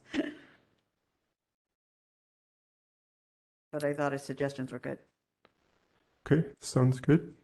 Is there anyone else before we move on? Okay, so let's move on to, and thank you both for your work on this, President Bernholz and Secretary Delgadillo. We'll revisit this at the next meeting. Okay, item number 8, open source voting. Discussion and possible action regarding open source voting, including the status of the open source voting pilot for the November 2022 election. Okay, so before I turn this over to Director Ernst for an update, I just wanted to mention in the agenda packet, there was an op-ed that was published in an online magazine called Cal Matters. And then Director Ernst has 2 attachments to his director's report I put underneath this item because it was related to this. One is this letter from the Secretary of State, and then the other are the draft regulations. And then the other 2 items I'll mention after we have our discussion of the pilot. But Director Ernst, would you like to provide an update on this?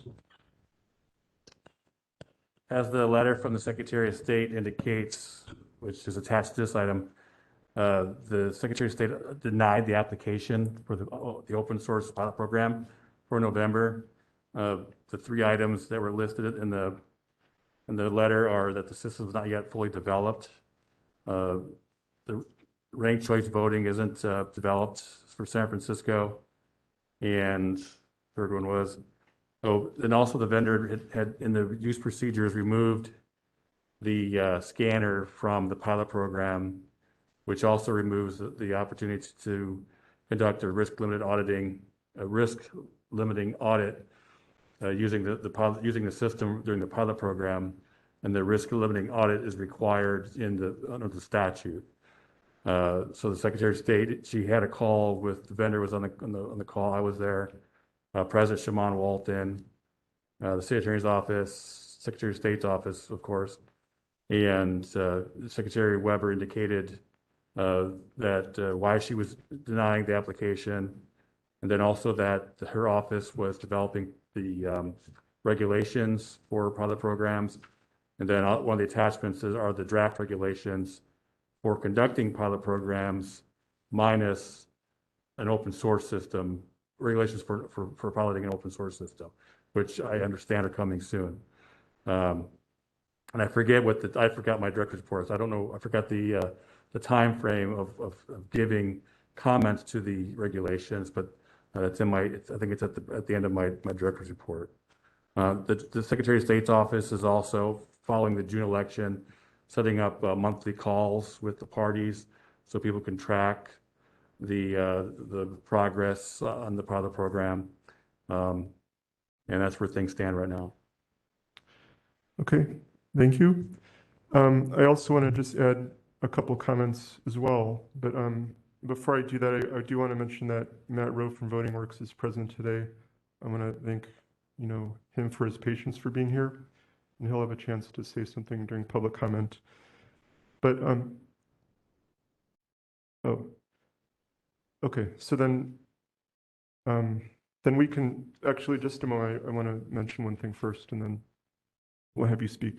But yeah, it was quite disappointing that the pilot plan was denied. I think, in my own view, I think basically what happened is there was a mismatch in expectations in terms of what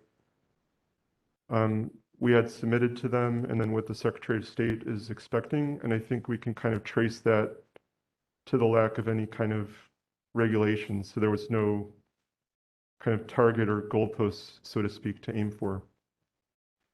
But I mean, I think the one positive outcome of this is that the Secretary of State is now finally starting this process.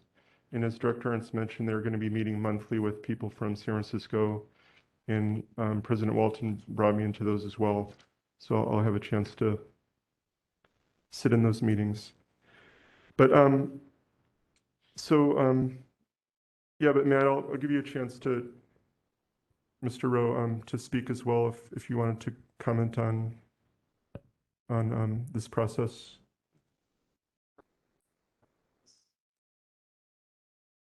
No, it's not on. Let's we will turn it on momentarily.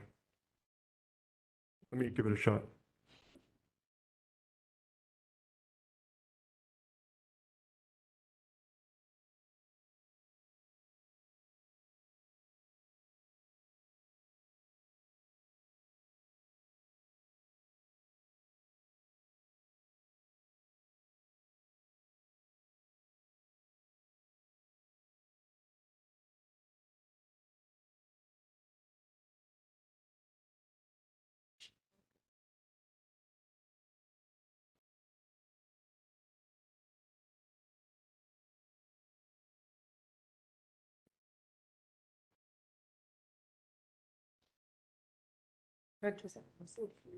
So, yeah, unfortunately, Secretary Delgadillo stepped out. Maybe we can just use this microphone. Is that okay? Come on in. Are we on now? Yeah. Great. For the record, Matt Rowe, Voting Works. I've spoken to the Election Commission a few times now. Thank you for having me in person, though. Yeah, I do want to just reiterate what Commissioner Jordanek was saying. Ultimately, this comes down to the lack of clarity being provided from the Secretary of State's office from the beginning on what the requirements for a pilot program are, or even what is considered a pilot in the first place.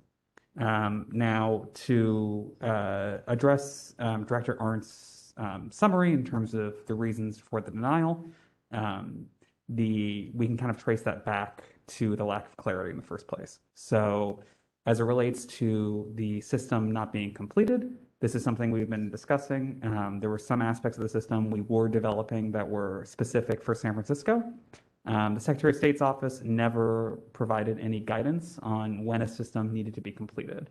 In the pilot plan itself, we provided a suggestion as to what we thought was reasonable, given the de-risking of the program and the date in which we did not think would have any negative impact to the election. I'd like to point out that in their response, they cite a timeline that doesn't really apply to the pilot program, given the scope of the pilot itself. To the second point, in terms of that it does not meet the aspect of the risk limiting audit, this is actually in response to us trying to further de-risk the pilot, where there was not any aspect of tabulation involved. And our proposal, which we thought was reasonable, was providing a full manual tally of all the results, which actually exceeds the requirement in a risk limiting audit. You could actually think of it as a risk limiting audit with no risk limit. And that was met, unfortunately, with seen as not being in line. Now, I am glad that we are getting some clarity around the use procedures or around the regulations for the voting system more generally. However, the voting system or for a pilot program more generally, it does clarify a few things that we intend to discuss with the Secretary of State's office in further meetings. That being one, when a system needs to be completed by.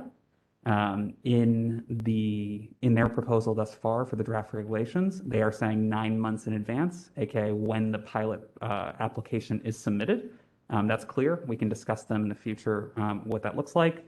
And then the second aspect that I think we've discussed previously in the context of this meeting was what level of sort of pre-documentation is actually required to submit to the Secretary of State's office. This was something that in the initial response we got back in November from the Secretary of State's office regarding the regulations, they provided us some initial clarity around what we should submit. That is what we did submit. However, after submitting it, we were told you need to basically submit the entirety of documentation that would effectively be equivalent to a formal certification application. That is the stance that is being taken in the current draft regulations, which we will hopefully in these further meetings discuss that. And Voting Works as well will be providing an independent suggestion on draft regulations. Okay, thank you, Mr. Rowe. Just before we open it up to questions, Secretary Delgadillo, while you were gone, we had a problem turning on that microphone, so the public microphone. Do you know how to do that? I don't mind the chair. I was going to say, he looks comfortable. Yeah, okay, so so commissioners, let's I guess just open it up to questions for either Director Arntz or Mr. Rowe, if anyone wants to. President Bernholz? Thank you. And I want to thank both Voting Works and Director Arntz and, of course, Commissioner Yordanic for all of your work on this. Question for anyone who might know the answer is, has anything changed in terms of whether any other jurisdiction submitted or intends to submit a pilot project or anything? Do we know of anyone else moving in this direction in California or elsewhere? In California.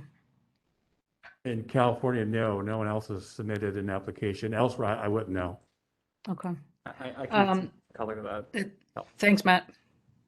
Yeah, so I was just going to add, we have been in discussions with a handful of other counties outside of San Francisco regarding a pilot program. One of the reasons why a pilot program application was not submitted in addition to San Francisco was due to the lack of clarity and wanting to see what the Secretary of State's office response to something would be.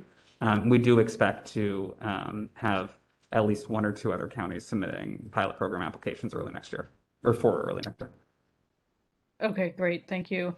I wanted to just draw people's attention to a part of the draft regulations that I feel is critical and I don't think has been discussed enough in all of the many discussions about open source voting that this commission has had. And that is, and I'm apologizing, I noticed that every section in this attachment is labeled section X. So I can't really, I guess it's on page 4, section X, subsection B.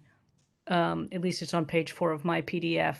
The following shall be developed and provided to the Secretary of State: a method to monitor code access, a method to monitor code contributions, a method to track code versioning, and the process for reporting any defect, failure, fault, bug, and or vulnerability. I find that our conversations about open source voting over the years that I've been involved in them have been almost binary, as if to, and I understand the arguments that open source code can be more secure, that proprietary code is a black box. I get all of that, but open source code is only secure if it's kept secure and if there are actual eyes on it, not just theoretically, but in reality. And so this is just a comment for how I might be thinking about this going forward, which is I do believe that those particular requirements are absolutely critical, and that any vendor putting forward an open source system as a pilot or as an actual option, but certainly in a pilot phase where the department is already too stretched and has made it very clear that they do not have the expertise to do that, some formalized program by which there are going to be independent eyes on the code shouldn't just be assumed, actually should be somehow structured in to the degree that that's possible. Otherwise, we're, we may have a system that can be monitored, but there's just, if you build it, doesn't mean anybody comes.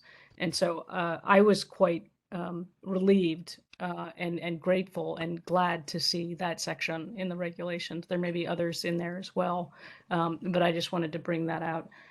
So those are all the comments I have. If there's any response to that, I'm happy to hear it, but it's really just a general comment about the shape of the conversation so far and where I hope, how I hope it might change going forward.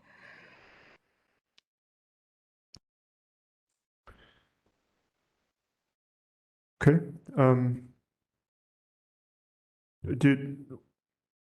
Was there a question there, or did either of you want to respond to that, or?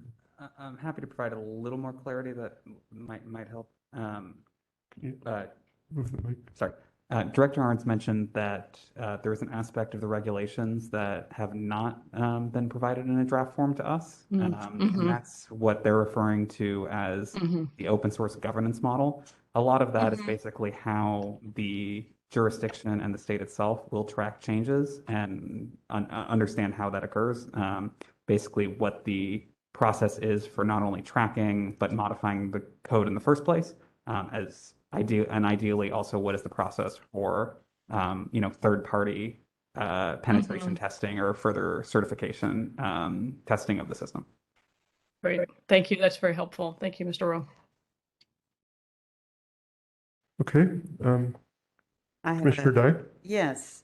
So can either of you comment on the relationship between what we've been trying to advance in San Francisco with a pilot with the voting solutions for all people documentation that was also included that appears to have come out of LA County? So let me make a comment on that. So I attached 2 documents to the agenda packet. They're not necessary for you to read, but I just wanted them to be on the public record. And these are 2 documents that I had gotten by way of a public records request. And these are documents, a document that LA County submitted to the Secretary of State in October of 2021. And that was LA County's preliminary plan to make their system open source. And I think the key bit of information there in that document is that they are currently, their system may be open source as early as August 2023. And that's just, so right now, VSAP is not open source at all, but there's a chance that it could become open source in August 2023. So that is kind of the status there. Yeah, it just seemed, and Mr. Rowe, it seemed like there were people from Voting Works that were involved in the advisory council or? Yes, we do have some context in terms of the process of the advisory council. There are members of our team that are on that. Ultimately, though, what the purpose of that council has served as thus far is providing guidance as to what a governance model should be. And ultimately, it's basically going to be providing guidance for those regulations. We will see when it actually those regulations are promulgated. That said, I don't have any additional information as to when VSAP itself will, if at all, open source its system. Which I think, I'm not sure exactly which documents were in this packet, but I think it is worth clarifying just because we've gone back and forth around, did this program fall under an open source pilot program or not? And over the course of my experience working with the Secretary of State recently, I have come to learn that although there was a pilot of this system approved for use, the system had already filed and begun the process of complete formal certification. So it's not really a direct comparison to a situation that we were in. So the way that I understood it, it's a system that was developed for LA County and they're talking about making it open source. So they got it certified as a proprietary system, right? They got it certified just as a normal voting system. Right. And in the process, before the first use of the system as a certified system, they ran a pilot of the system. As a normal voting system. No. Actually, that's actually incorrect there. It was under the assumption that it would be an open source system. Eventually. Yes. So this is just a case where we didn't have, everyone was working with limited information in terms of was this an example that we could use to potentially inform a pilot here in San Francisco? So I don't know the answer to this. LA doesn't have ranked, does it? It doesn't have ranked choice voting, does it? I do not believe LA County Does. Okay. So because one of my questions is, if they make it open source, is this something we could use? And it would only be something San Francisco could use if someone developed a ranked choice voting module. Is that correct?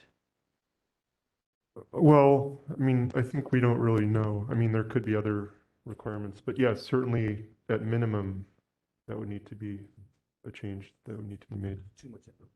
Okay. So, Mr. Rowe, I do have one question for you, and that's, as I think it was in one of the packet documents, it was mentioned that if we want, we could submit a plan for a pilot in a future year, like in 2023, and I wanted to ask you what your like interest level was on that in terms of trying again in the future. Yeah, I mean, as I referred to beforehand, we're still interested in pursuing open source pilots with any counties in California that are interested in pursuing it. I think in terms of the scope of the pilot itself, we may need to modify it purely based off of the feedback we've already received from the California Secretary of State that we'll have confirmed in the future. And my suggestion, if there is interest still from the commission and potentially from the department, that we try to do this at the soonest possible date. And that could be as soon as a special election if there was one early next year. Okay. All right, thanks. Commissioner Dye? So Director Arntz, is there a plan for the department to respond to the draft regulations? Because I think it's only 30 days that they, At this time, no, I don't plan on responding to the draft regulations okay. as far as comments. But Mr. Rowe, you said you would be responding to and providing input on the draft regulations. Yes.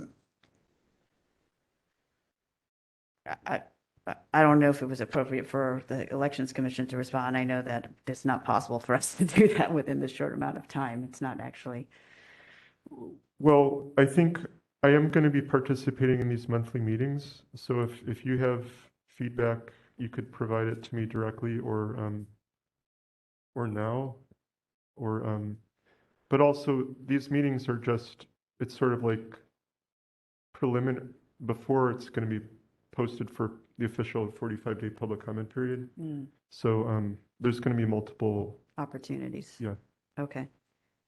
But yeah, if you have comments now, feel free to let me know. And Deputy City Attorney Flores, these meetings are open to the public. So anyone can participate and submit comments about the draft regulations. And I think that's the intention. That's a good point. Well, I think it's good that they're drafting regulations because from the email trail before, it definitely looked like it just changed every time, that they didn't know what they wanted, and then different person would look at it, and then they would ask for something else.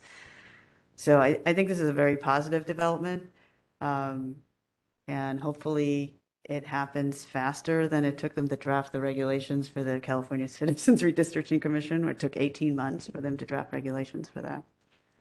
If I may.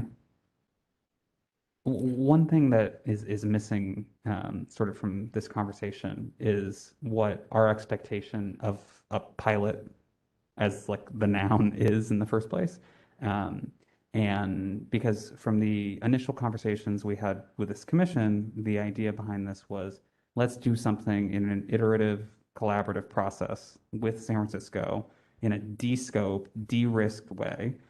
And that's what I would call a pilot, doing something small, doing something that we can work on with feedback going forward together. And the initial draft regulations seem to be suggesting that a pilot may mean something else. It may mean to the Secretary of State's office something closer to a complete certified system that is just being used in a, less than 50% of the jurisdiction. And that's the real aspect of clarification that I'm looking for, so that we can hopefully in a future election commission meeting have a conversation about what a pilot really does mean. Yeah. So hopefully we'll have a lot of these questions answered over the next however many months the process takes. Okay. Commissioners, are there any other comments or questions before we move on to public comment? Okay. Mr. Rowe, thank you for, making it here. And Director Arntz, thank you for your work on this. Thank you both. I appreciate all the time that the commission and the director has put into this. Okay, thank you. So, Secretary Delgadillo, if you could open it up to public comment. We do have one caller on the line. Caller, you are unmuted and you have 3 minutes to comment. Yes, thank you, commissioners, and thanks to Matt Rowe and Voting Works for their patience and their dignity on this matter. We keep getting interesting information from the Secretary of State's office. I think to respond to one of the commissioners and their thoughts about Los Angeles, just to be clear, Open Voting Consortium, Alan Deckert, and myself initiated the Los Angeles VSAP program. We worked with some of the early supervisors down there, Antonovich, and moved that forward. Unfortunately, the open source community that Mr. Rowe and his group ably represents, they were at the time of the initial endeavor, there was nobody from the open source community involved in that particular situation. That's why you have $300 million missing and you still don't have an open source system. So this shows the gravity of folks like Microsoft, like Dominion. Dean Logan doesn't want open source. I would venture to guess that because 14 years later, here we are, John Arndt does not want open source in San Francisco, and Steve Bennett is the other guy that doesn't want open source. So there's three main people that don't want open source. That's Dean Logan, John Arndt, and Steve Bennett. So if it gets confusing and you're trying to figure out what's going on here, it is confusing. I think it's almost made intentionally confusing, but make no mistake, as I stated before, the current systems are substandard. The only people in the room that really know what they're talking about with this technology at this point is Voting Works. So the Secretary of State would be very well served to pay attention to what Voting Works is saying. I know Matt and his group are far too polite to be so blunt, but this is the reality because we're in a national security problem right now with getting voting systems proper by 2024, and maybe now we're pushed back to 2028. The country is really dependent upon this work, and so it's not a moment where we should not be blunt. And I'm not being very well spoken because I'm a little upset here, but it is very clear that Voting Works knows how to lead on this issue. The Department of Elections and even the Department of Technology for San Francisco, they're out of their league with this open source stuff. We need open source people that understand the future technologies that can come in for security. And President Bernholz mentioned we need eyes on the code. That's true, but that's also a Microsoft talking point, as if the systems would be built. I'm sorry, and then no one your would pay time has attention. expired. I'm sorry, Mr. Turner. That's okay. Thank you Get very much for your 3 time. minutes. Thank you. Okay, thank you, Mr. Turner. Any other commenters? No other callers have raised their hands. Okay, all right, then, if seeing no other comments, let's move on to the next item. And thank you. Thank you again. So actually, this next item, number 9, Dominion Voting Systems Contract Extension, I'm going to be skipping past this item. And at the last meeting, it had been decided that I would discuss this resolution with Vice President Chappell, and because she wasn't here today, I'm just going to wait until the next meeting when she'll be present to be able to speak to what we come up with. So the packet document on this was really just reflecting the changes that we discussed at the last meeting, along with the fact that the pilot was not approved. So let's move on to item number 10, redistricting process. Oh, sure. Just to City clarify, Attorney. this is DCA Photos. Just to clarify, are you skipping this item or are you tabling this item? It will not be heard today. Does that mean tabling? Or- Yes. Okay, this is tabled for today.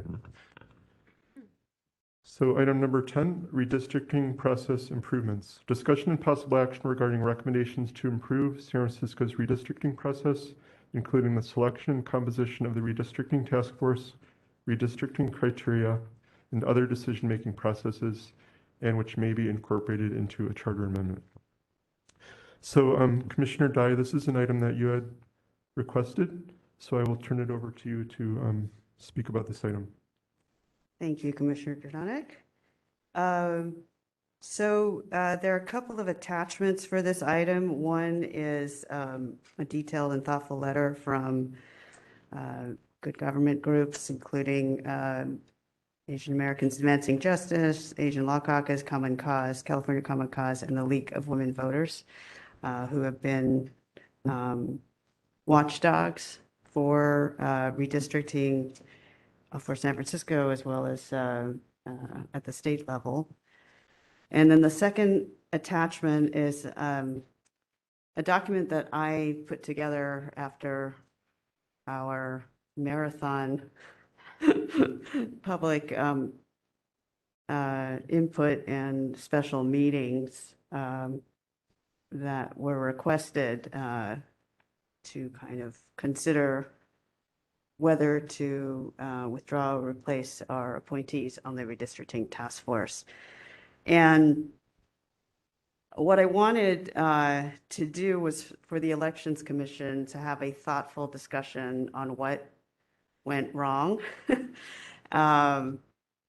And so I put this document together hoping to provide kind of a brief summary of kind of structural reforms that are pretty well acknowledged as best practices for independent citizens redistricting bodies. When, as I mentioned in the preamble here, San Francisco was way ahead of the rest of the state when it put an independent citizens body together, when it established the redistricting task force. At the time, to do this at a local level was really unusual. It's no longer unusual, thanks to a bunch of changes in the state law that now allow for independent redistricting bodies at the local level. Many of the local bodies are advisory because that was all that was allowed previously, but the law has changed. And now I believe there are about 15 cities that use an independent citizens commission or task force to do redistricting, and 6 counties, including San Francisco. So, as most of you know, I served on the California Citizens Redistricting Commission, the first one for 10 years, and as a result of that, had the honor of working with 11 states trying to institute independent redistricting reform, and also trained 11 cities and counties. So a lot of the examples I put in here are from the commissions that I personally trained. So would it be useful for me to run through this really quickly, or did everyone have a chance to look at it? This one I did read. Okay, good. Anyone else want me to just run through it, or do you have questions that I can address through some examples? Please. Well, I had one higher level question before you go through it, but can you just explain to us how your document compares to the recommendations in the letter? Are they like overlapping? So the letter is, I would say there's some overlap. The letter is, quite detailed. The letter puts forth specific recommendations, whereas I try to actually refrain from specific remedies because I wanted this to be a discussion document that this commission comes up with group, recommendations and suggestions for consideration as a public discussion, so that anyone who might put forth a charter amendment, which we can decide if that's something that we want to work on as a group. But, as you know, could come from the public, it could come from the Board of Supervisors, it could come from the mayor's office. But I thought it was appropriate for us as the San Francisco Elections Commission to have this discussion in the public, because we cannot ensure fair elections if the redistricting process does not have a good outcome, let's just say. So I think that it's part of our mandate to, even though we do not have oversight over the task force, which I think is appropriate, by the way, but I do think that we have a direct vested interest in making sure it runs well and that it improves the public's faith in democracy in San Francisco. And so that's I would say the main difference. I did put comments, which I tried to keep as factual as possible. But yeah, I didn't come with specific recommendations because I think that's for us to come up with as a group. Do you mind if I just jump in for a moment? Of course. Thank you. And thank you for putting the work into this. It was very helpful. And it left me actually with millions of more questions. I think there are two things that are immediately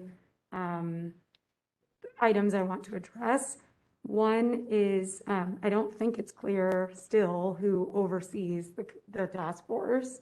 And then number two, I'd really love to know, and perhaps maybe I missed this, when their report is anticipated to be submitted. Because It's posted now. it is posted now. Yeah, it's posted on the So web. perhaps that could be included in the next packet agenda, because I don't feel that I can, like, I would want to be able to read the report and also do an audit. I mean, I've read in the press, I've listened to some of the clips, but I don't feel capable of having a thoughtful and informed discussion about what happened and how to make it better until that happens. Yeah, so as I understand it, they have posted their draft report. They're taking comments until tomorrow, I think, and then they're going to finalize the report. Actually, they came up with some specific recommendations that would not be inconsistent with my chart here. But I'm actually more concerned about kind of the structural design of the commission. One of the things that, the California Citizens Redistricting Commission and many of the others that were modeled on the CRC, benefited from is putting in place structures and processes to ensure that any group of, N number of commissioners that were appointed or selected would have a good result, and not leaving it to chance. And I feel like San Francisco's been lucky the last two cycles, and then we basically saw what happened when it didn't get lucky. Because I've, as I stated at the last meeting, I really think that all of the problems in San Francisco came from poor planning, and not thinking about the timeline and when they would need to get things done. And many of the complaints, for example, about language access, San Francisco does tremendous work to provide language access. The elections department does tremendous work, and the elections department, I believe, supported the redistricting task force in this in large part. But if you don't give enough time, to schedule translators and, show up meetings that are happening at 3 a.m, it's not going to happen. So things that should have worked didn't because of poor planning and not paying attention to a timeline. And so if you look at all the best practices, there are deadlines besides just the last one, right? There's a requirement for a draft map. There's a requirement that it happen a certain amount of time before the final deadline, and to allow public comment, to allow people to absorb it, to allow the public to work with the task force to come up with a more creative solution that addresses everyone's concern, and you don't get the kind of acrimony and, the bad behavior that I think that we witnessed. So I think a lot of things can be fixed in the design of the body. So, like I said, you don't need to know the details of what happened in this process to understand the problems. And Yeah, just to respond to that, I think it's particularly valuable to understand what is a best practice. What I don't feel informed about is what structure they were following. And that's what I was talking about. I said the press and my own sort of, like, I want to read how they operated based on their own understanding, and I haven't read the draft. Yep. But I think it's hard for me, speaking on my own, to provide, a postmortem if I don't, and strategic recommendations for future structure. One thing that is very tangible for me is I want to really read what they say about how they incorporated community feedback. I don't feel that that was very clear or transparent from the special meeting or to the community. So, I want to understand what they perceive to be their process. Right. So that I can better understand. And I believe I cut you off, Commissioner Jordan, so. Oh, no, he didn't. It's fine. Okay, so, I mean, I could make a comment too, but President Bernholz, did you want to chime in at all on anything, or just, I mean, my comments are, I'm very grateful to Commissioner Dye for pulling this together. I think the city and county of San Francisco was fortunate to have someone with her breadth of experience. I do think there are, at the very least, I'm wrestling with two different levels of engagement with this issue. There's the complete, well, let me, for the moment, assume that what is presented here is a fairly comprehensive set of considerations. I'm not in a position to judge if it's what it's missing, but if it is a fairly comprehensive set of considerations, I think this commission needs to think about or be better informed than I at least am on to whom might we be making certain recommendations and what is the best process for this commission to inform ourselves enough to make such recommendations. So that's speaking to the entire process. The second level at which I'm looking at this is, and this is based as much on Commissioner Dye's document as on my own reflections on this, there is a specific role that the Elections Commission has played in the process as it now exists, and that's the appointment process. I think there are clearly some things we have control over in how we go through that selection process that we could attend to regardless of what broader effort is underway. Now, I suppose it's possible that a broader effort could include removing the Elections Commission as an appointing authority, in which case such an effort would be moot on our part. But there are, as I see it, at least those two different levels of consideration. And as of right now, discussing this document, inviting in, I mean, this was a publicly announced meeting. We could hold several more to gather more input. It's not clear to me to what end we would be doing that. So if we're framing it as a discovery process, if we're framing it as a recommendation process to some unknown body that might be making, putting forward a charter amendment, all of that is up in the air.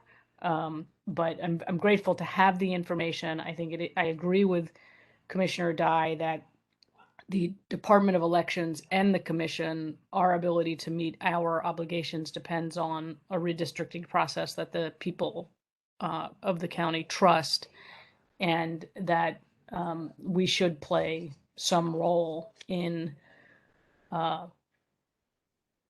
trying to improve not just our part of it, but the overall process, if there is such a pathway to that. So I would say that the only pathway is a charter amendment because, we're kind of stuck with the existing charter, and I believe it reflects outdated practices that have, as I mentioned, have many other bodies have improved on where San Francisco was when it established the redistricting task force back in, I guess it was 2000, 2001, somewhere in that time frame. So it would have to be a charter amendment, whether it is the Elections Commission itself or a member of the Board of Supervisors, or I am sure there are possibly members of the public or advocacy organizations that are thinking about it. My intention was, again, was to have us as a body that's very interested in the outcome being good, that we have a thoughtful discussion on what we think would work for San Francisco.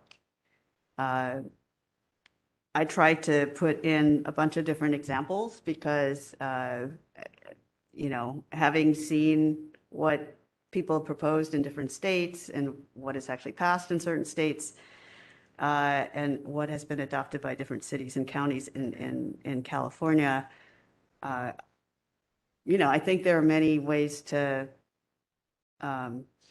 crack this egg.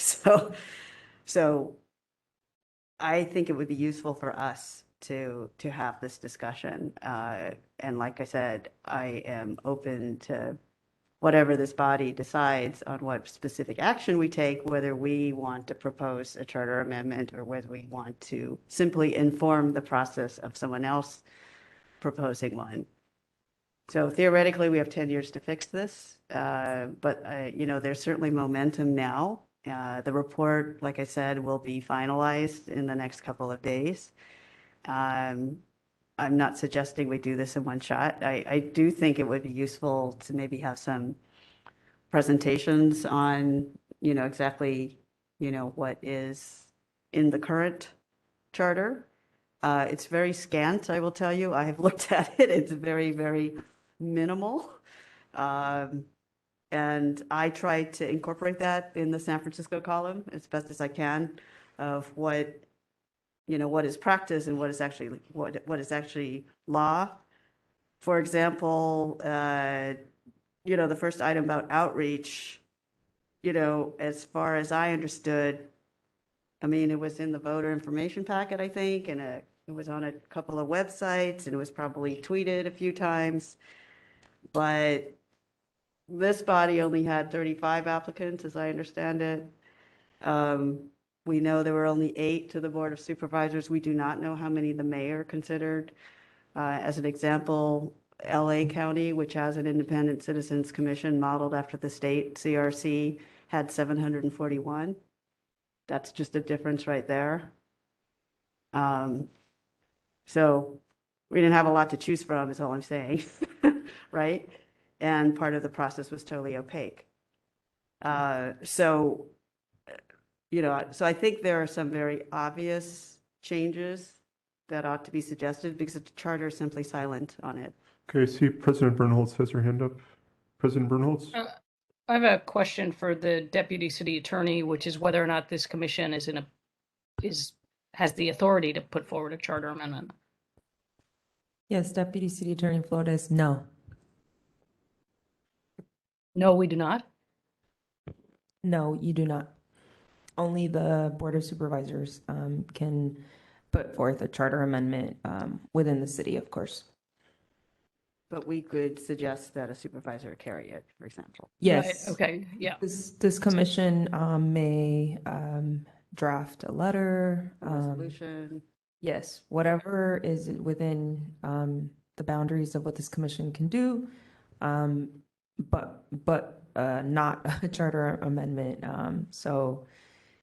And I echo Commissioner Dai's frustration at the scant information in the charter, and just so to respond to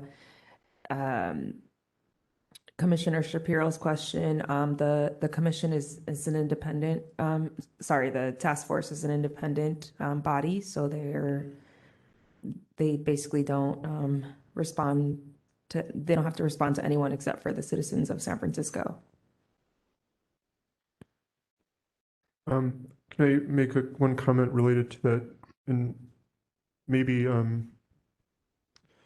Attorney Flores, you could confirm, but my understanding is that there was an instance in the past couple of years where the Ethics Commission worked with one of the supervisors to propose a ballot measure. Is that correct? Or on campaign finance? A commission may always work with a supervisor to bring forth a charter amendment, but the commission itself, right, cannot. So for the most part, unless they have the authority under whatever subsection enacted them, unfortunately, for the Elections Commission, you do not have that authority.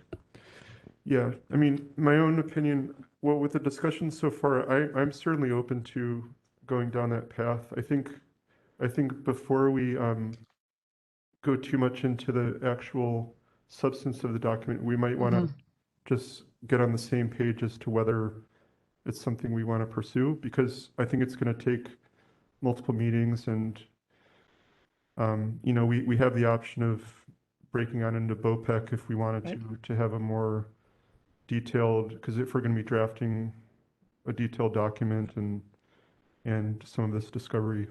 But I'm open to that. I think, as Deputy City Attorney Flores mentioned, we're, of the three appointing authorities, we're unique in that we were kind of the more neutral, and we were in the middle of that process. So we do have, I think we have something to offer in this process. President Bernholz? Yeah, I would like to build on that. Again, I think there's that today we may be able to determine if this is something the commission wants to pursue. I do think there should be some thought to whether we want to do it as a whole commission, whether we want to use BOPEC, and I wasn't here when the open source voting task force was created, whether or not it's something like a study group with intention to create recommendations. And I think that, you know, that process is important because I think public participation in the process is important. And so we would want to be as thoughtful as we can about how and when and we're going to invite in other parties to help us think this through. Yeah, so process and substance, rather than just jumping into the list of the information that Commissioner Dye has presented. I would be very much in favor of the Elections Commission using BOPEC for that purpose, or creating a task force if that's what we needed, or even saying, you know, we will hold time at every meeting for the next 6 months or something to address this, and as you know, bring in other outside experts and whatnot. But I think we want to have a plan to address this because of its criticality.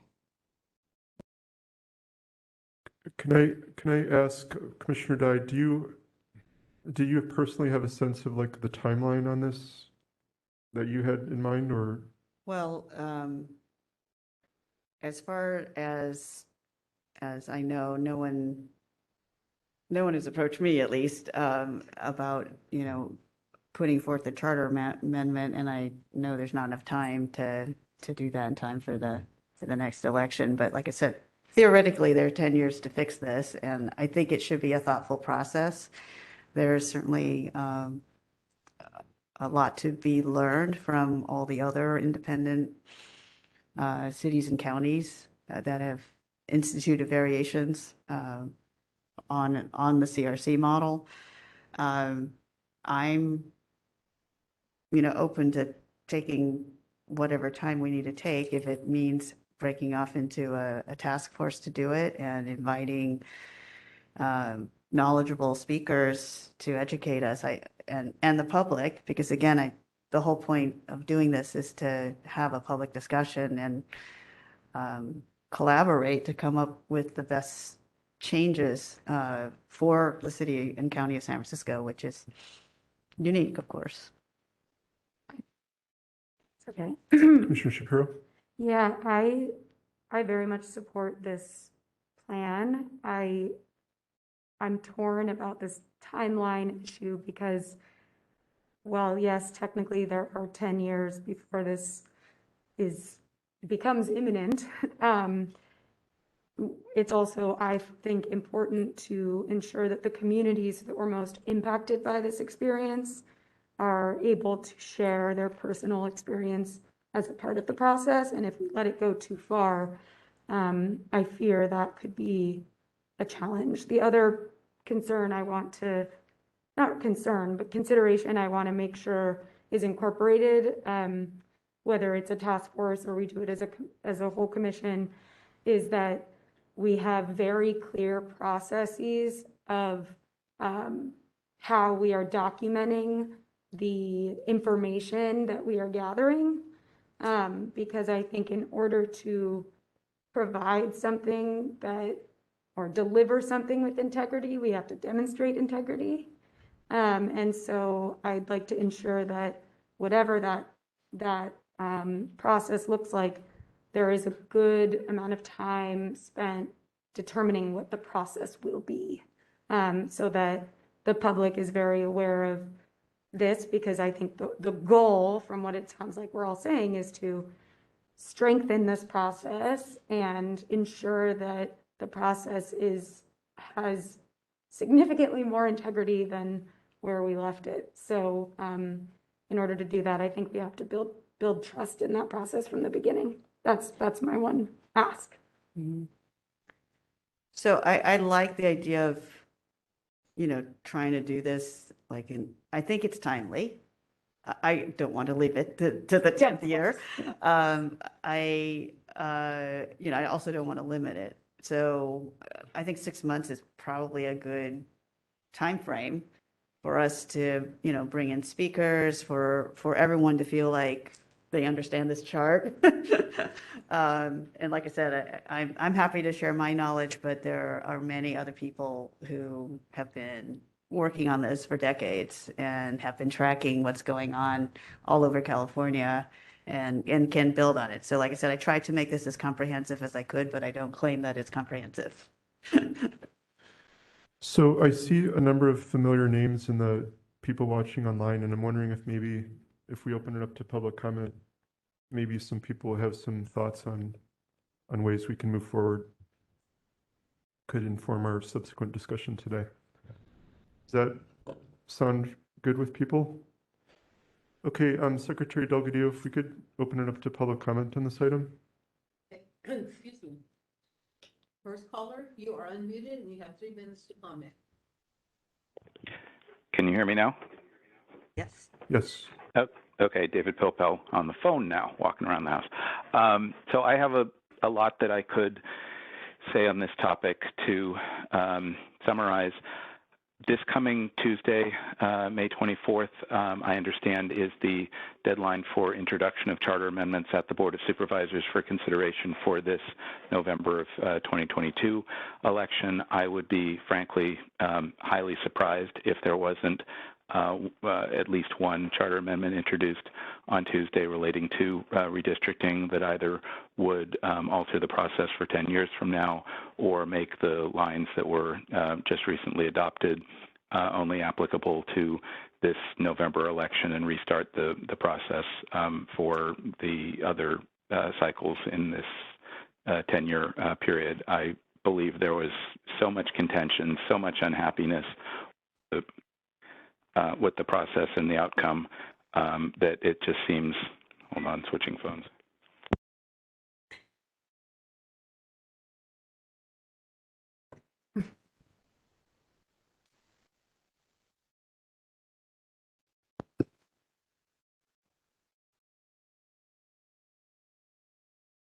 Lose him?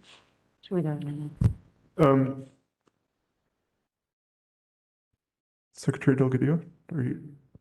Sorry. I apologize. That's okay. Second caller. Was Mr. Pilpel, was he in the middle of? He was in the middle of a sentence and he was trying Sorry. to. Was he? I Sorry, think can you hear me now? Yeah. Yes. Oh, yeah. All right. Sorry, the phone was dying, so now I moved to the computer. It's all crazy. Anyway, there was so much contention with the process that I just think that there will be, some political fallout from that, resulting in a charter amendment. In the event that there is a charter amendment proposed next Tuesday, I would encourage this commission to consider its views on the matter and actually adopt some recommendations, either from Commissioner Dye's chart or as a result of public comment or a merger of all of that at your next meeting, which will still be timely to inform the Board of Supervisors discussions at the Rules Committee during June and early July. In the event that there is, if I'm wrong, and there is no charter amendment introduced next week, then I think you have more time and could have a more deliberative process involving either this commission's role or the larger design of how we do redistricting in the city. I absolutely agree that there is insufficient detail in the charter, and although sometimes leaving things to interpretation and good judgment by policymakers is the best approach, sometimes not having enough guardrails and guidelines. Hit the 3 minutes. I am so problems. sorry. Okay, I'm happy to share more in the future. Thanks. Thanks. Okay, next commenter. Next caller, Lauren Gerardin. You are unmuted and you have 3 minutes. Hi, this is Lauren Gerardin with the League of Women Voters of San Francisco. Thank you so much for this conversation, for thinking so much about how to make redistricting better for the people of San Francisco, and for reading our letter. I have to say this is one of the first letters we've gotten some response to, so it was a delight to hear. Those we had specific recommendations in the letter, and there were many places where we said, let's wait and see. Like you, we're curious to see if there will be a charter amendment proposed. We are not part of anyone. We don't know of anything that's going forward. But as David Pilpel said, who knows? With whatever steps the Elections Commission takes, the League is happy to help provide either any history on the task force from this time around. We were at every meeting and have lots and lots of notes and ideas, and also we can make recommendations for groups and people to talk to, other folks that were in that letter, of course, and then other people and organizations we know were involved in this process, usually in part of the public. And then there will also, in the final report, just to note, there will also be member statements. So the draft final report that came out is part of what will be in the final report. The member statements shall also, I expect, shed some light on some of the processes. So look forward to that. And yeah, I guess so we'll be seeing you at future Elections Commission meetings back on your schedule. Thanks so much. Okay, thank you, Ms. Jordan. We do have one other caller on the line. Mr. Hill, you are unmuted.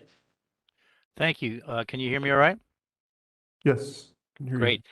So my name's Stephen Hill. I've lived in San Francisco for a few decades, and I was involved in the 1996 drafting of Proposition G that established district elections and the redistricting process, as well as Proposition H, which was for a ranked ballot proportional system, working with Professor Rich DeLeon at San Francisco State, who was the consultant to the elections task force that sort of oversaw this entire process. And so, I think that there's, at that time, we were looking at, some of it was what the city attorney's advice was telling us of what we could and could not put into in terms of what a commission could do. And that some of that thinking has changed, as Commissioner Dye has referred to. So I think it's a good idea to reopen this and start looking at other ways, the other things you can do. However, I would say that as someone who observed the process, some of what went on, it seems to me, is just simply the process kind of snuck up on people. It comes every 10 years. Not enough people were paying close attention. And suddenly it was upon them. And, you've made a mention that you didn't have a lot of people who applied. So those are the things that are probably the biggest problem that needs to be looked into. In terms of what you can do with the criteria and these other things, there aren't a whole lot of possibilities, I would say. At the end of the day, you are trying to work with what's called a winner-take-all electoral system. Winner-take-all means I win when you lose, and vice versa. So, some people it's inherent to the process of redistricting, even when a commission or a task force does it, that some people just aren't going to be happy with the districts as they've been drawn. So the thing I would encourage the commission to look into is really think more innovatively, and that would mean perhaps you don't use districts at all. Perhaps you start looking at other types of methods like proportional representation, in which you can have a ranked ballot system like you already have with ranked choice voting, instant runoff voting for single winner seats, but instead you use multi-seat districts. And with proportional representation, you actually can get the best of both worlds. You can look at many cities that have used this, Cambridge, Massachusetts, cities in other countries, and you can see that you can get neighborhood representation because you have candidates that will run strongly in neighborhoods, but with depending on how you configure the system in San Francisco, you may only need 16% of a citywide vote to win. And so you can get that 16% in certain neighborhoods, or you can get it from a few different neighborhoods and other parts of the city. You get these sort of hybrid coalitions that form that could be a better system for a city like San Francisco I'm with so sorry, much we've hit our 3-minute diversity. mark. Oh, okay, I didn't realize. I'm timing it myself and it says 2 minutes and 38 seconds. I'm timing it here on a computer here in the room. Right. Thank you, Mr. Hill. Thank you. Thanks. I would explore more options. That's my my advice to you. Okay. Any other public commenters? I don't see anyone else on the line. Okay.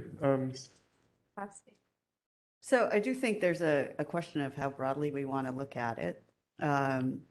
We can, I mean, I did make a comment in my document here that, you know, there are other election reforms like multi-member districts that, you know, improve democratic outcomes. That's pretty well documented in literature. It's pretty much used in every other developed nation besides ours. So we could start broad and look at that. You know, gerrymandering only happens because of district lines. The more district lines you have to draw, the more opportunity for gerrymandering and the more reason you need independent body to adjudicate that. So I don't know if the commission has the appetite to, you know, to start broadly and then also hone in on this issue, because if you have any districts at all, even if they are multi-member, you're still going to have the issue where the lines go. Yeah, I mean, personally, I think if there's a solution, even if it's broader, it's worth at least mentioning. So I would be in favor of entertaining solutions of all kinds.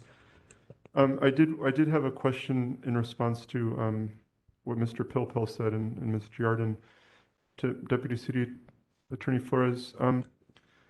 If it's true that, is it true that next Tuesday is the deadline for the charter amendments for next November? Yes, next Tuesday is the charter amendment deadline for this November election. I am at liberty to say that we have not been asked to draft a charter amendment, and it is Wednesday, and it will be nearly impossible to draft anything from now until Tuesday. Okay. There will 99.9% likely not be a charter amendment for redistricting next Tuesday. Okay, and then in the 1% chance that there is would there be an amendment period after that, or is it done completely? Yeah, it follows the normal process. It's just for introduction. It has to be introduced. Okay. You know, Tuesday. Okay. So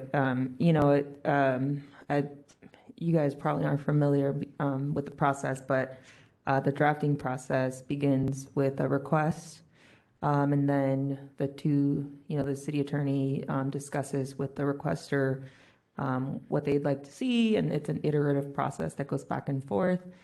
We also have a team within the city attorney's office, the legislative analysis division, that we need to also check in with about any kind of anything that has to do with legislation. And so, like I said, it is nearly impossible to get that done. And, you know, it's not, there's not enough time for that at this point. Okay, thank you. All right, so how do people feel in terms of like the next meetings on this? Should we just have another before the full commission, or do we want to start breaking out into? So my question is, does everybody want in on this, or do you want to delegate it to a smaller group to study it? I mean, I think it's pretty important to our overall mandate, so. If I may, I agree that it is important to our oral mandate. I fear that, especially with we have the election in June, and then we have elections in November, and then there's going to be elections again in the next, there's just a lot. And so I think there is value in having a special, I actually don't know the VOPEC process, but a special subgroup that is focused on it, and that at the commission meetings can provide an update on those findings, or provide a report in the 72 hours in advance, that can take buy-in from the other commissioners. But I feel that it requires more of a strategic plan than I think we can provide in just this forum. Yeah, I would echo that. I think one concern I have is that if we did bring it before the full commission, there's the possibility that, if we're going to have large numbers of people, I don't know if that would be the case or not, but it could kind of slow down a lot of other business items we have. It's pretty wonky, I have to say, so. Yeah, that's true. This is really about organizational and process design.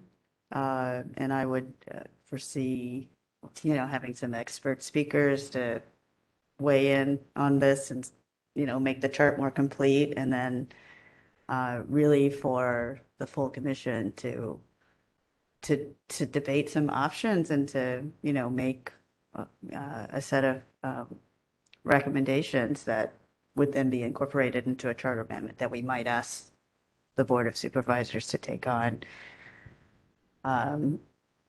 Or an advocacy group that, wants to carry it and put it on the ballot. So you were on the terms of a committee versus the full. Did you have a I preference? don't know. I personally think I kind of liked President Bernhold's idea of setting aside time for the next several meetings, and have an expert or agree to talk about certain things, and take it in some bite-sized pieces. Okay. And do it over a process of several months. It kind of depends how engaged people want to be. If you want to delegate it, I'm sure we could find 3 people or 4 people to work on it, but.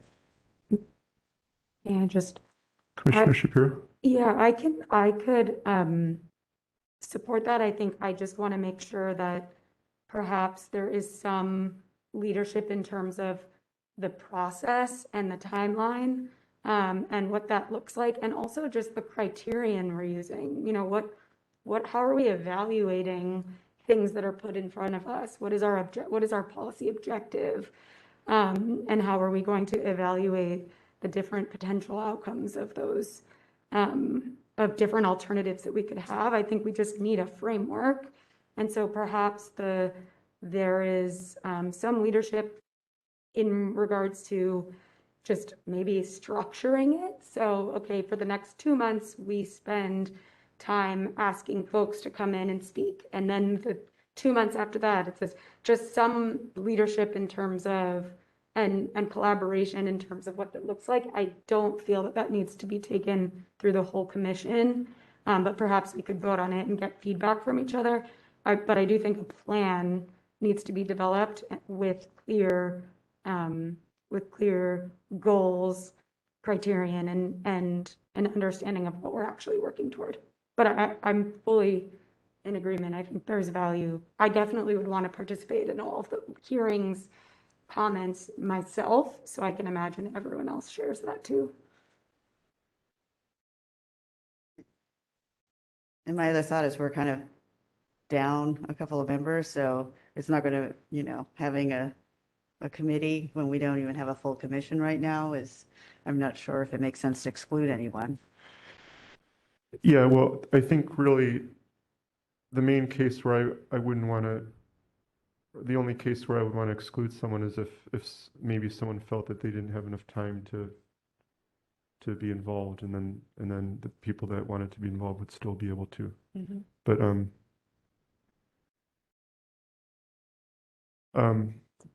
President Bernholz, you have a comment?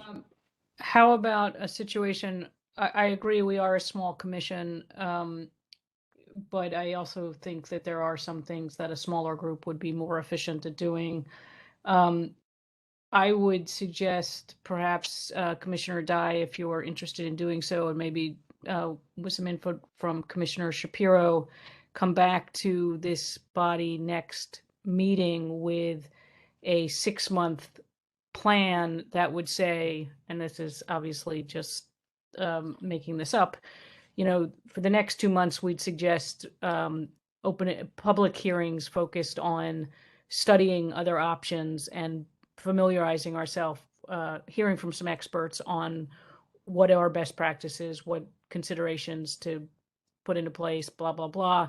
That's obviously takes a significant amount of time for the whole commission to do, but we'd make sure that the public was aware that this was happening. They'll also let us know if who else in the city might be thinking of moving something forward, and that at the 3-month mark, there would be a subcommittee of the commission that would then say, okay, we've heard from these experts, here are 2 or 3 recommendations for how the commission might go forward, whether that's continuing the study group, whether it's drafting 1 or 2 options in more detail, whether it's creating a working group. By then there may be others in the city who have stepped forward and said, yes, we want to carry this forward, something like that. And the numbers here I'm making up. I don't know how many months worth of expertise we'd want to engage in. I'm not so much concerned about creating a small committee from an already small group. I am concerned about 3-hour meetings of the Elections Commission where regular business doesn't get attended to, because we want to give this the attention it needs. It's important enough that it may well require an additional time beyond regular Elections Commission's meeting. So if the 2 of you or 1 of you were willing to just take a stab at putting out a draft plan of action for moving forward, then we'd at least know when in the calendar we're going to address the kinds of questions that Commissioner Shapiro has just raised, such as by what criteria would we be balancing these different recommendations, and so on and so forth. But we'd be able to get started. We'd be able to serve the public's purpose by taking this on now and not putting it off. We'd be able to learn from anything else that's going on out there, and we won't have tied ourselves down to a process that may prove to have underestimated or overestimated the degree of effort this would take to do it right. Okay, does that seem like a reasonable plan? Commissioner Dye, would you? I'm game. And then Commissioner Shapiro, if you have. I owe you coffee anyway. Yes, indeed. Okay, so that sounds like an excellent approach then. So then. Do you need a motion for that, Chris? I don't think so. I think Okay. it can just be informal. And then, so the next meeting would be kind of more about process then, in terms of discussing this. Can I answer any questions on the chart? I have a lot of questions. I imagine I can ask you separately. And Okay. And yeah, I have a lot of questions. All right. Yeah, and we can talk about that offline then. I just wanted to see if there was anything else that wasn't clear about this chart that I could clarify for anyone, or questions you have on my comments. I did read it. I think it's very good. But I'll save any detailed comments for another meeting, I think. Sounds good. All right, so then let's move on to the next item. Let me pull up the agenda here. Item number 11, Director's Report. Discussion of possible action regarding the Director's Report. So Director Arns? Yeah, I can take any questions on this. I mean, before you read through this, so.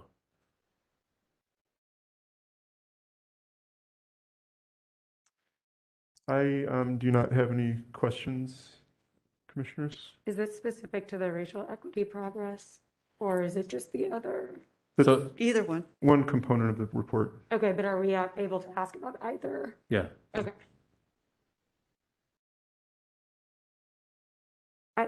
I do have a couple of questions.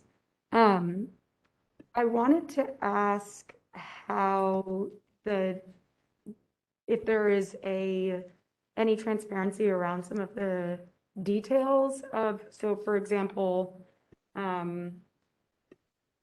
like there are specific,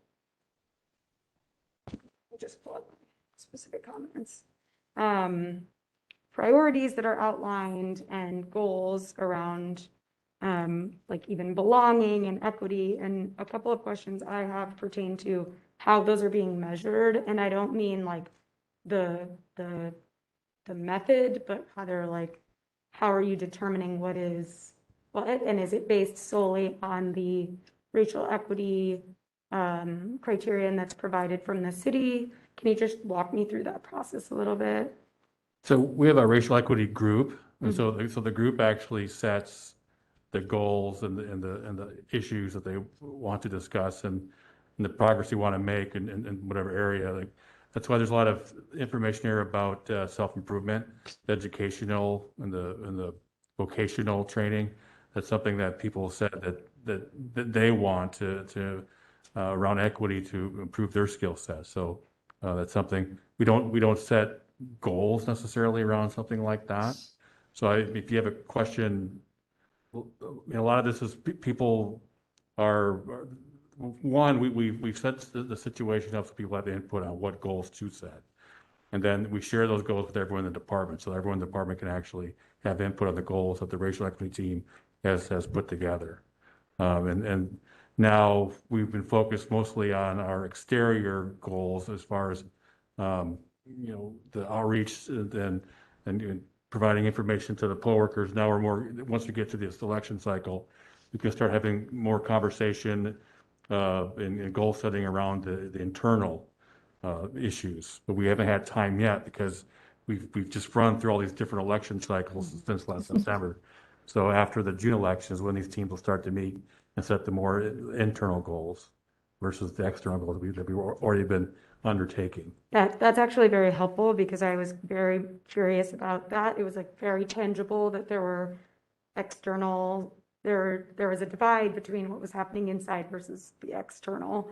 And I wanted to ask just a couple other questions about that, especially pertaining to the like climate. I mean, are there specific priorities around those goals that I know you mentioned is going to be kind of forthcoming, like actual climate of the organization? Because ultimately climate is what is a driver of belonging and inclusion.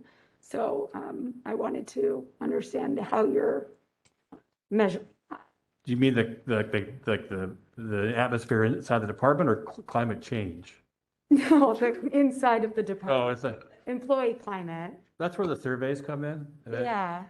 Yeah. So the surveys, and then in the surveys, they're not just a one and done. And they're not the surveys that we've already have issued and gathered information. They'll continue, and also we're going to start to include the temporary needed employees. So far, a lot of the information. Well, some of the surveys were with people who were applying to the department, so they weren't even employees yet. So they were giving us feedback on the actual process, how they were engaging with the department, and how they and some of them never even entered the department. They didn't get positions, and so we collected the information on the process prior to coming into the department. We've also have information from surveys, people who are already in the department and get a sense of what they think as far as the climate is concerned. But now we're also going to be including the temporary as needed folks before they are separated. Some are actually going to try to keep on board and not separate them so they can actually contribute to the racial equity team's work. And that's also something that would contribute to the climate of the department. So we're trying to give as many people the opportunity to provide input as possible, so we could take that information and then set goals and then go from there. Yeah, okay. I think, I guess one last follow-up on that is just how that is communicated back and how decisions are made on behalf, like organizationally on behalf of, so I don't know if that's kind of forthcoming based on those surveys, but it was something that I was left curious about. So the work that their racial equity team does actually share with the entire department. So when they're bringing information in, like from these surveys, or if they meet on something and they make a decision, that's shared with, and also the status and the outcomes of their meetings, that's shared with everyone in the department. Mm-hmm. And so that's how we keep people in the know. And then people can comment. I mean, also, I don't know if it's, we also have like we call it suggestion boxes, anonymous suggestion boxes. Mm-hmm. So if people don't want to engage with us, where we know who they are, they can still contribute their perspective anonymously through these suggestion boxes that we have both in the department and at the warehouse. But really, it's everyone, the information is shared with everybody. And so if there's an issue with climate that we're addressing specifically, that's something that the racial equity team would take up, and whatever information they put together, whatever process they plan to undertake, whatever goals they set, that's something that be shared with everyone in the department, and everyone in the department could also get feedback back to the team. Okay. Okay, anyone? Commissioner Dye? Yeah, so thanks for the plan. I know that we were actually tardy providing our part, and actually the questions that I have, maybe it's President Bernholz could better address it under the item boards and commission. It was fairly spare. Like item B says, the commission has a number of items remaining from 2021 that will be carried into 2022. I'm just curious what those are. So if Director Arns, if you have the answer, great. If not, maybe President Bernholz can address it. This is on page 14. Thank you. I think this is us, right? Yeah. I'm afraid I'd have to review that in more detail and get back to you, Commissioner Dye. I don't have that information with me at this point. Okay. Yeah, I don't know how much control we have because we don't control who appoints us. So I think we're mostly making sure you guys are doing a good job. It's probably mostly what we can do, but there's, a mention of a land acknowledgement, and then it just says that it was recommended a pause, and I don't know what happened with that. Yeah, I can fill in that information, but I mean, I can tell you right now what happened. Please. If you'd like to know. I'm just curious because I don't, Yeah. it doesn't, there's just not a lot of details. I don't know what. Yeah, so the land acknowledgement was brought up and not voted on, but discussed at 2, if not 3 meetings. There were certain members of the commission who were hesitant to, there were some members of the commission who were eager to adopt what was put forward to us, which was something which was drafted from the deputy city attorneys based on another city commission. There were members of the commission who were also hesitant to pursue it. We, Commissioner Jung and I undertook some independent research and called both representatives of Native American advocacy groups in the city who had been working on this with the city's, the Human Rights Commission, and some scholars at Stanford and elsewhere, gathered some information about feelings about land acknowledgements, the appropriateness of them, pluses and minuses.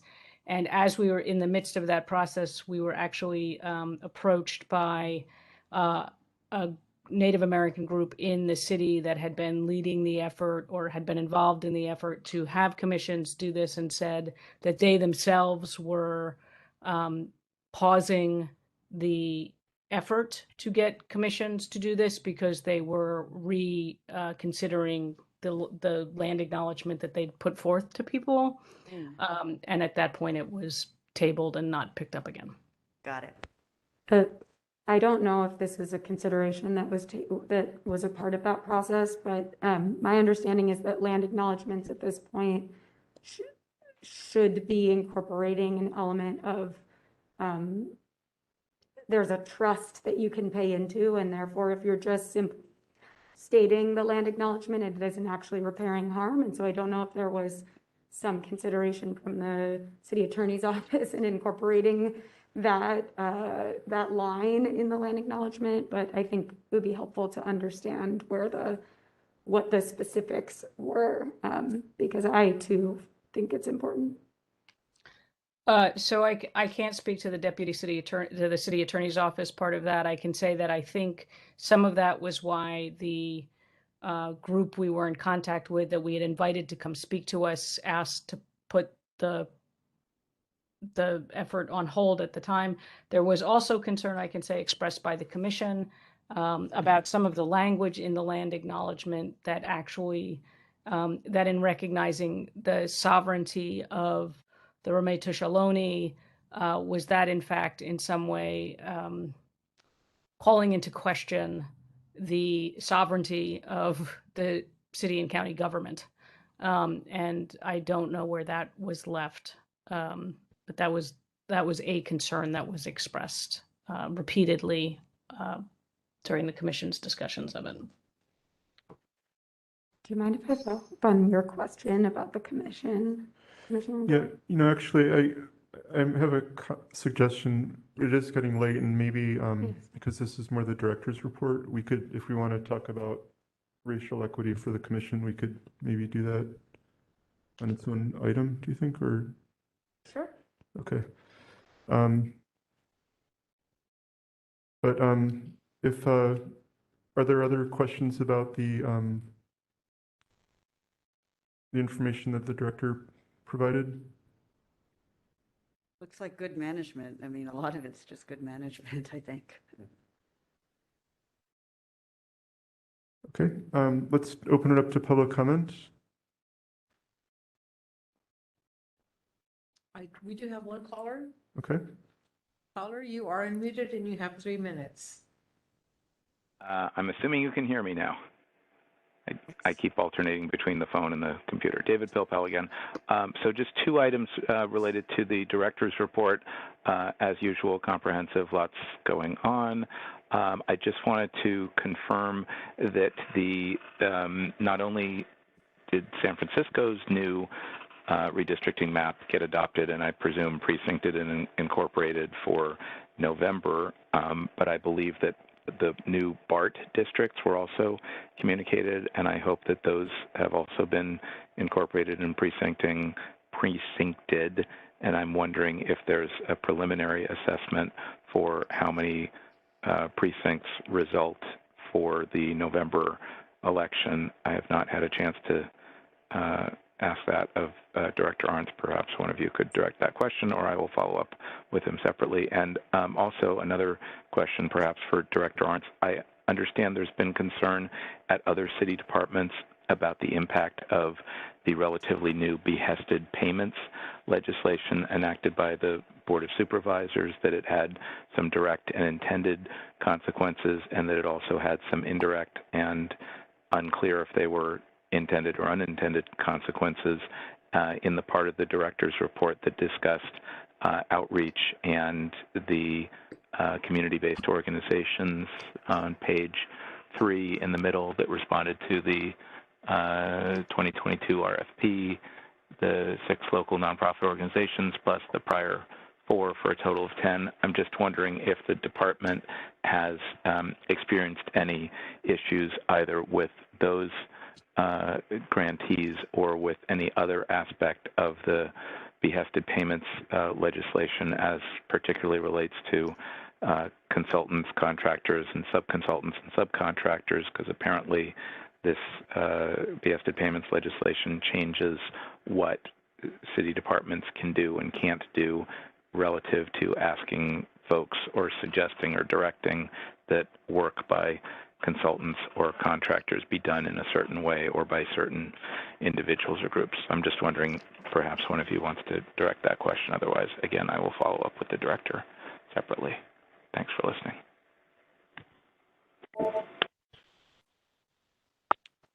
Okay. And there anyone else? There Thank, are no. thank you, Mr. Pilpel. Okay, so commissioners, any remaining comments? It sounds like there is interest in discussing the racial equity at a future meeting. We could do that. Okay, so before we move to the next item, I was advised by Deputy City Attorney Flores that we should skip back to number 9, the Dominion Voting Systems contract extension, just to allow public comment on that item, but not to for the commission to discuss it. So on item number 9, Secretary Delgadillo, can you open it up to public comment? Sure, there aren't any hands raised though. Okay, let's just want to give a few more seconds. Oh, there we go. We have one hand. Caller, you are unmuted and you have 3 minutes to comment.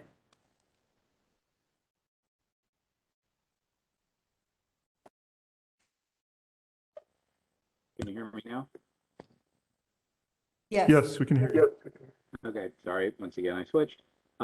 Thank you for reopening this. I think in the future, when you have an intention to continue an item, it's fine to state that intention, but then open for public comment, and following public comment, to take whatever action to postpone or dispose of an item. I'm also not sure if President Bernholz has walked away, if you've lost the quorum temporarily. That's I'm not, I haven't gone anywhere. Okay. I'm sorry. That's one of the challenges of having not enough cameras and whatnot. I wasn't suggesting anything untoward. All right. Thanks for listening. Happy to have this item be continued to a future meeting. Thanks. Okay, thank you, Mr. Pilpel. Okay, anyone else? No, we don't have any other hands raised. Okay, then moving on to item number 12, Commissioners' Reports. Discussion and possible action on Commissioners' Reports on topics not covered by another item on this agenda. Someone raised their hand. Oh, They put it down. That's okay. They put it up. So It would pop up and then it would go down, so I'm guessing that they decided not to comment.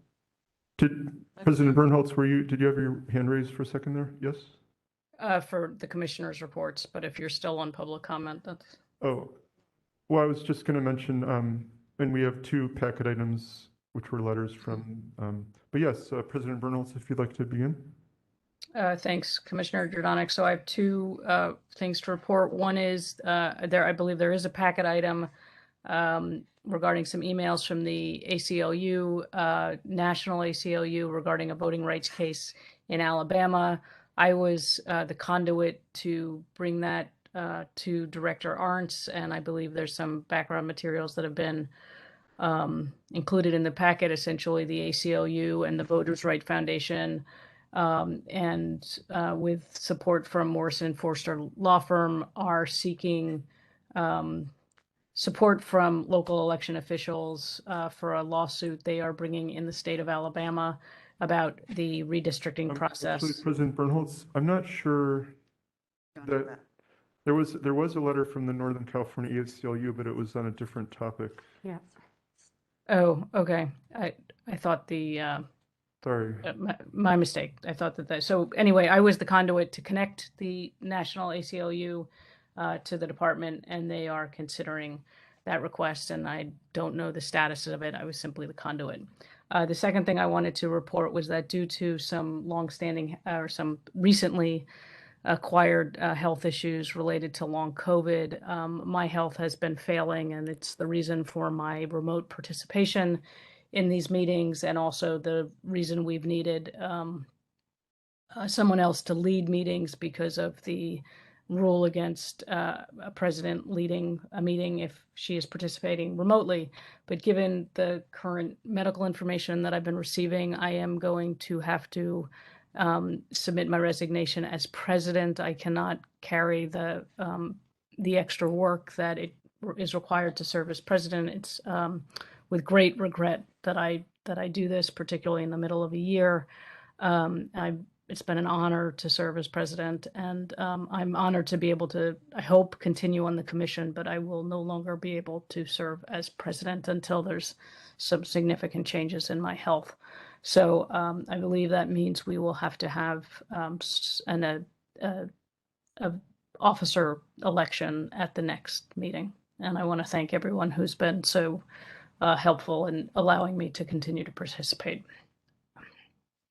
Okay, thank you, President Bernholz. We all hope you recover soon and quickly, and we all are very appreciative of the work you've done this past year and a half to this point. So, thank you.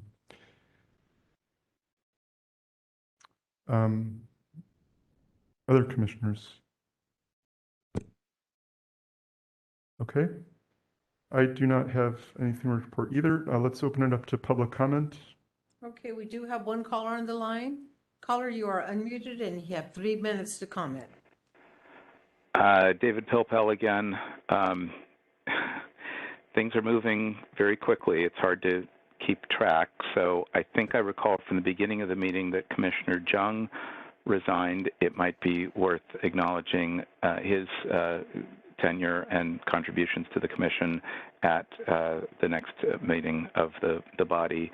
I will, make comments at that point, but I also want to take a moment now to appreciate President Bernholz and all that she's done, including the past nearly 6 months as president. Wish her the best in terms of her health and hope that she will continue to be a member and participate in the commission meetings as best she can. Perhaps we could also finally get a member appointed by the school board, since they seem to have gotten through their situation. But there's a lot of coming and going, and that's just at your meetings, and I'm sure behind the scenes, the commission secretary and the director and the admin and IT staff have their hands full. So I'm not sure how best to crystallize both the frustration I had at the beginning of the meeting, my deep appreciation for all of you and your service, and the just continuing difficulties that we're all having with COVID and the state of the world, and participating in however we can to try to keep our, fragile democracy together. It seems like it's, just a theoretical issue, but I think it's very real and very practical, and I appreciate all of you for all the work that you do here. I hope those comments are relatively on point. Thanks again for listening. Okay, thank you, Mr. Pilpel. We have no other callers raising their hands? You said no other callers? No. Or okay. All right, then let's move on to item number 13, meeting policy. Discussion and possible action regarding a potential commission policy on holding regular meetings, including circumstances for canceling or postponing meetings, and providing as much advance notice to the public as possible. So this is an item that Commissioner Dye, you had requested, so I'll turn this over to you. Thank you. I think just because of the number of special meetings that we've had recently, and also since there might have been some question about whether the last meeting needed to be held or not. We didn't actually have a discussion about it. I wonder if we need to set a policy, or whether it be informal or something that we codify in the bylaws. I would suggest a couple of things. One is that, we try to meet monthly and we try to maximize attendance. It seems like we've struggled to have quorum. That's partially due to not having a complete commission, but we get into tight situations like this when somebody has to be out for any reason and we're barely making quorum and it's not optimal. And so my question is, can we have a policy that we check in at the end of each meeting and see if our regularly scheduled meeting is still going to work? And if we, moved it by a week, up by a week, or delayed by a week, could we actually get more commissioners to attend? That's one thought I had. And then if we're going to, same thing, at that point, consider whether we're going to cancel the meeting and discuss that, kind of at the end of each meeting, just so that we are, clearly telegraphing to the public, when we are planning to cancel a meeting. It's useful for the rest of us too, as commissioners, and I'm sure for Director Arntz to know if we're going to be doing that. And the other issue is something that's already been brought up by multiple members of the public, which is we are not posting things quickly enough. It's a challenge for us. Our packet this time is, I don't know how many hundreds of pages. When I was on the CRC, we had a 14-day notice requirement. So we had to get our act together to make sure we had things posted well in advance. It also gave us that much time to review things. I personally find the 72-hour last-minute posting very, very challenging. I spent hours trying to read through everything and enough that I could have thoughtful comments. So sometimes I can barely get through it, and then I haven't had time to absorb it because, it was just posted. Or even if it was posted 72 hours in advance, I haven't had the time to read it. So I would like us to adopt a policy where if we have attachments, especially if they're going to be, 25, 50 pages long, and it's ready, let's not wait till 72 hours before the meeting. Let's post it. Let's post it as soon as we have it. Like I know for a fact, for example, this VSAP thing, which was quite lengthy, that was done in 2021. That could have been posted a month ago, and I would have had time to read it, when I had time to read it and absorb it and think about it and have intelligent and insightful comments, so we could have good discussions at these meetings. So I, as a commissioner, am, struggling to keep up and to provide meaningful input. It's really tough with 72 hours. So now I recognize there are going to be some things that are probably going to be produced just in time. And I would like to leave those 72 hours to look at those things. But everything else, if we know we're going to talk about it, put a draft agenda up, knowing that we can change it 72 hours in advance and put as many, attachments and post those for the public and for the commissioners in advance as possible so that we can better prepare for these meetings. So, like I said, it's a challenge for me as a commissioner, and it's certainly a challenge for the members of the public. And if we want to be an open and transparent body, I think that we need to do better. So that's the reason I asked for this to be put on the agenda. Okay, thank you, Commissioner Dye. Any comments? Thank you for bringing this up. I also struggle with the short window. I probably prefer to have a clear window rather than it being just when things are available, posting them, because then we're just constantly going back and checking.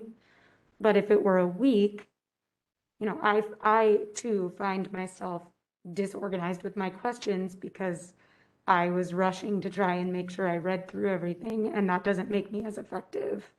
And I know that for sure. So I really appreciate you raising that. I would potentially, I would propose maybe a week ahead of the meeting, and anything inside of the week, I don't know if I can always commit to being able to read it and read thoroughly. I have very slow reading comprehension, always have. and I have to read thoroughly. So that is, I second that suggestion. I also think it's completely fair at the end of each meeting, just to remind ourselves what the date of the next meeting is, and if there might be concerns, but also understanding that people have lives, work, families, and that I think we should be understanding and flexible to that too.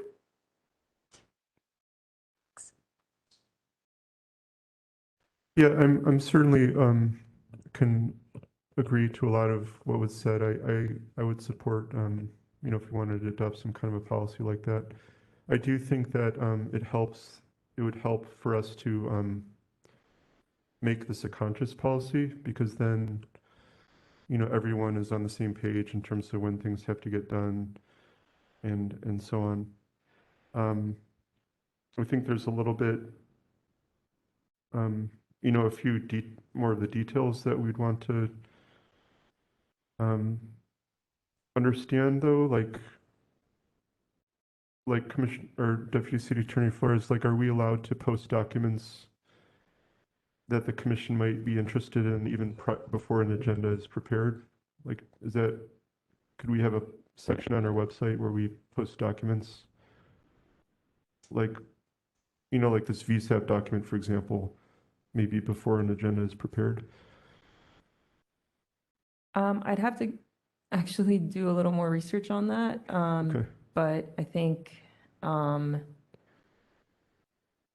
public would probably struggle with context if you post things before an agenda is actually finalized. So it probably would not help the public to have these random attachments on the website without an agenda to actually conclude what's going to be discussed and why they're important. Yeah, if I may, that's why I suggested a draft agenda. And actually, what we did on the CRC, just because 14 days is really long advance notice, we actually published a standing agenda and basically said every meeting, this is what our agenda is basically going to look like. And then we, 14 days in advance would make it more specific. And that way they were categories. So, for example, for the next 6 months, we may be talking about redistricting. And so we have an item, the exact wording may not be right, but we know we're going to be talking about it. And if I may, I believe that this commission does have a standing type of agenda. There are several items on your agenda that are considered monthly. And so that could be your shell, like the director's report, a commissioner's report. That could be your shell, so people know automatically. But yeah, it's tough because you all are volunteers, right? And you all have lives and families and professions. And so I think that's a policy decision you'll all have to make about the deadline, and if you want to go further than the 72 hours. Yeah, and we also have to be, respectful of our secretary. She's had limited time, and I think we want to be careful of not, whatever change we do adopt doesn't just result in a net increase in the number of things that need to be done. But so in terms of this item, I know posting things earlier was just one part of it, but did you want to just kind of propose, did you want to write something down, or did you just? Yeah, so I would like us to, as a, regular check-in at the end of every meeting, look forward to the next meeting, see who, will be able to attend. As far as we know, knowing that people have lives, things change at the last minute, fine, but, with all information available at this time, will we have quorum at the next meeting? Would, shifting the meeting, to whatever, improve our attendance, especially since we are, a small commission at the moment.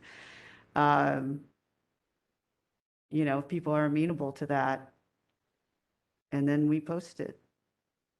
And that way, the public has advance notice, we have advance notice, and hopefully more availability. as a group and less concerned that we may not have quorum at the last minute. I mean, I think that's a fairly straightforward thing to implement.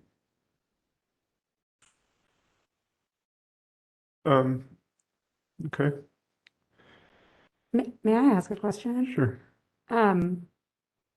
Is there, and perhaps if it's okay, I'll ask it to you. I think my question is, can we work toward a week? So this is going back to the other, like, this is an alternative to posting things as they come. Would it be more work on you to have the agenda and whomever will assume the new president office position, to have it be, rather than 72 hours, be a week? And that way we all have more time. That decision is not my choice. I know that there are, like Sunshine Act, like different types of information that is gleaned from different, regulations. And yes, we can make a, like a standard, agenda, like which was discussed already. And with regard to, the meetings are the third Wednesday of every month. It's, if you look at the history, they're pretty much standard, except when there's something special going on. And the, I guess it wouldn't matter about putting the items up in the website, except that the numbers are going to change later with regards to the items, depending on what else is added to the agenda later.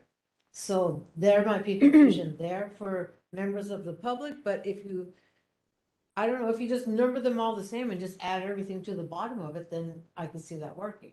I think my question is more just, are there any, and perhaps this is to the city attorney, I'm more so just asking if we could change the formalized, finalized agenda a week before the meeting rather than 72 hours before the meeting. Thank you for your question, Commissioner Shapiro. The commission can do whatever it wants to do. The requirement is posting an agenda 72 hours beforehand. So we could technically do a week ahead of time, and we could just have that be the norm. So we have the third Wednesday of the month that's a meeting, and the Wednesday before that is when the final agenda, unless extenuating circumstances occur. Yes, you can do whatever you want. My suggestion is, in the interest of time and in the interest of you don't have a current president, I suggest that maybe each individual commissioner can take this information and consider suggestions and bring them forth at the next meeting, where hopefully you'll be voting on a president. And so I think this is a great first step. But I don't think that we may get to solving this tonight. So you don't want me to motion it until we have a president? No, you can do whatever you want. Okay, yeah, I mean, We can always, we can always exceed the requirements. So we can choose to exceed it. So that's not a problem. And like I said, we're not meeting the minimum requirements now. That's why we keep having to defer things, because things are not getting posted even 72 hours in advance. So I'd like to make a motion that we have our new deadline be a final agenda with the attachments 1 week prior to the actual meeting. Should we say target? If I may, maybe a friendly amendment. Sometimes there are maybe emergency situations that come up where you have to hear something with 4 days, and you're still within your agenda time, but Which is why I said target. Right? yeah. So I would say a week ahead of time is the target. Well, actually, I was going to say is the deadline unless there are extenuating emergency circumstances. Well, so I have a question. Like, what if like a commissioner has a document they want to add to the packet, but it's more, just more information, but it's not like an emergency? I think that's fine. Okay. And then, okay. Yeah, that's why when you say it's a deadline, it sounds absolute, and you know, if it's not an emergency, we legally have 72 hours in advance. I don't want to cut off that option, but I do want to make it the new norm. So I agree with you on that. So, Okay, so we can table this until the next meeting if we want, that's fine. In the interest of time. I mean, I think, how about this? Like, how about for the next meeting, we could just make an effort to meet that week? Just insofar as I'm involved in posting things, I can help to make sure that, and whoever's putting the agenda together, we could just make sure they know, try to aim for a week. And then at least we'll get the benefit at least for 1 month, you know, and try it out. Sounds good. Okay. and do we want to check in on the next meeting? There's just one more suggestion I thought of. How about if everyone lets me know if you're not gonna make it to the meeting? Because I do check, you know, like the week before you can make it, but like Becca, she let us know, you know, with prior advance notice that she wasn't gonna make it, so that might be another way to track. Thank you. Okay. All right, well, So third Wednesday is the 15th of June. Does anyone have an issue with that date? so you're just talking about this one meeting, next meeting? You wanna Well, do- my point okay. is at the end of every meeting, let's just check in with everyone that, as far as we know, if anyone has an issue with that date, you know, let's just state it, and if it looks like we might be risking quorum, we can consider moving it. Yeah, I mean, we could do that at the end of today's meeting. But did you want to, on the policy issue, did you want to? I don't know, does it need to be that formal? Can we just check in at the end of every meeting? Yeah, I think we can. Yeah. Okay, so let's open it up to public comment in this item. I don't see any hands raised. All right. Someone just raised their hand. Here we go. Caller, you're unmuted. You have 3 minutes to comment. Great, David Pilpel again. So I would suggest a couple of things. I'm not sure that you need a formal policy or an amendment to the bylaws. I think you can just sort of do this. And I think item 14, which is currently a standing item, discussion possible action regarding items for future agendas, you could either reword that or use that as the opportunity to just check in and see what's happening. That also might be a place where you could park items that or recap what's been discussed during the meeting. So, you know, next month you talked about having an election of officers and the Dominion contract extension item, and there could be something further on open source, blah, blah, blah. Having a place there both on the printed agenda if you know that there are things that are coming up in the next few months, and just sort of, you know, doing a check-in as to where things are at. I don't know that that requires a vote or a change in policy or an amendment. I think you just do it. I think that's enough there. I do like the idea of trying a week in advance. So, for example, if you say that if you want an agenda item, you've got to request that like by Monday, 9 days before the meeting, with whatever documents you want to submit or a write-up or a draft reso by, you know, Monday or Tuesday, and then you're going to try to post things and have, you know, a hopefully final agenda by Wednesday, 7 days before, and if there's a need for a late item or some change, that you can still do that up to 72 hours before, but it is your intention to have the packet together by Wednesday, 7 days before the meeting. That's a good intention. That's a great thing for everyone concerned. I would try that for next month, see how it goes, and then, you know, you can always change that in the future. That's my suggestion. I think these are great ideas. and I appreciate it. And I think I'm at least getting tired. I don't know about the rest of you. Thanks for listening. Okay, thank you, Mr. Pilpel. Okay, so we can revisit this at the next meeting. People are okay with the more informal. Okay. All right, so let's move on to item number 14, discussion and possible action regarding items for future agendas. So we have the election of officers next month, We have redistricting redistricting, plan, charter amendment yeah, plan. or process planning for that. We incorporate the racial equity topic.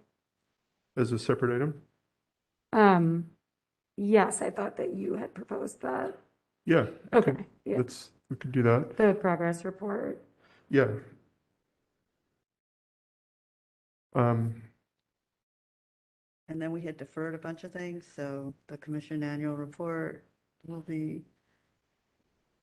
Yeah, commission annual report. the Dominion voting system thing will be back.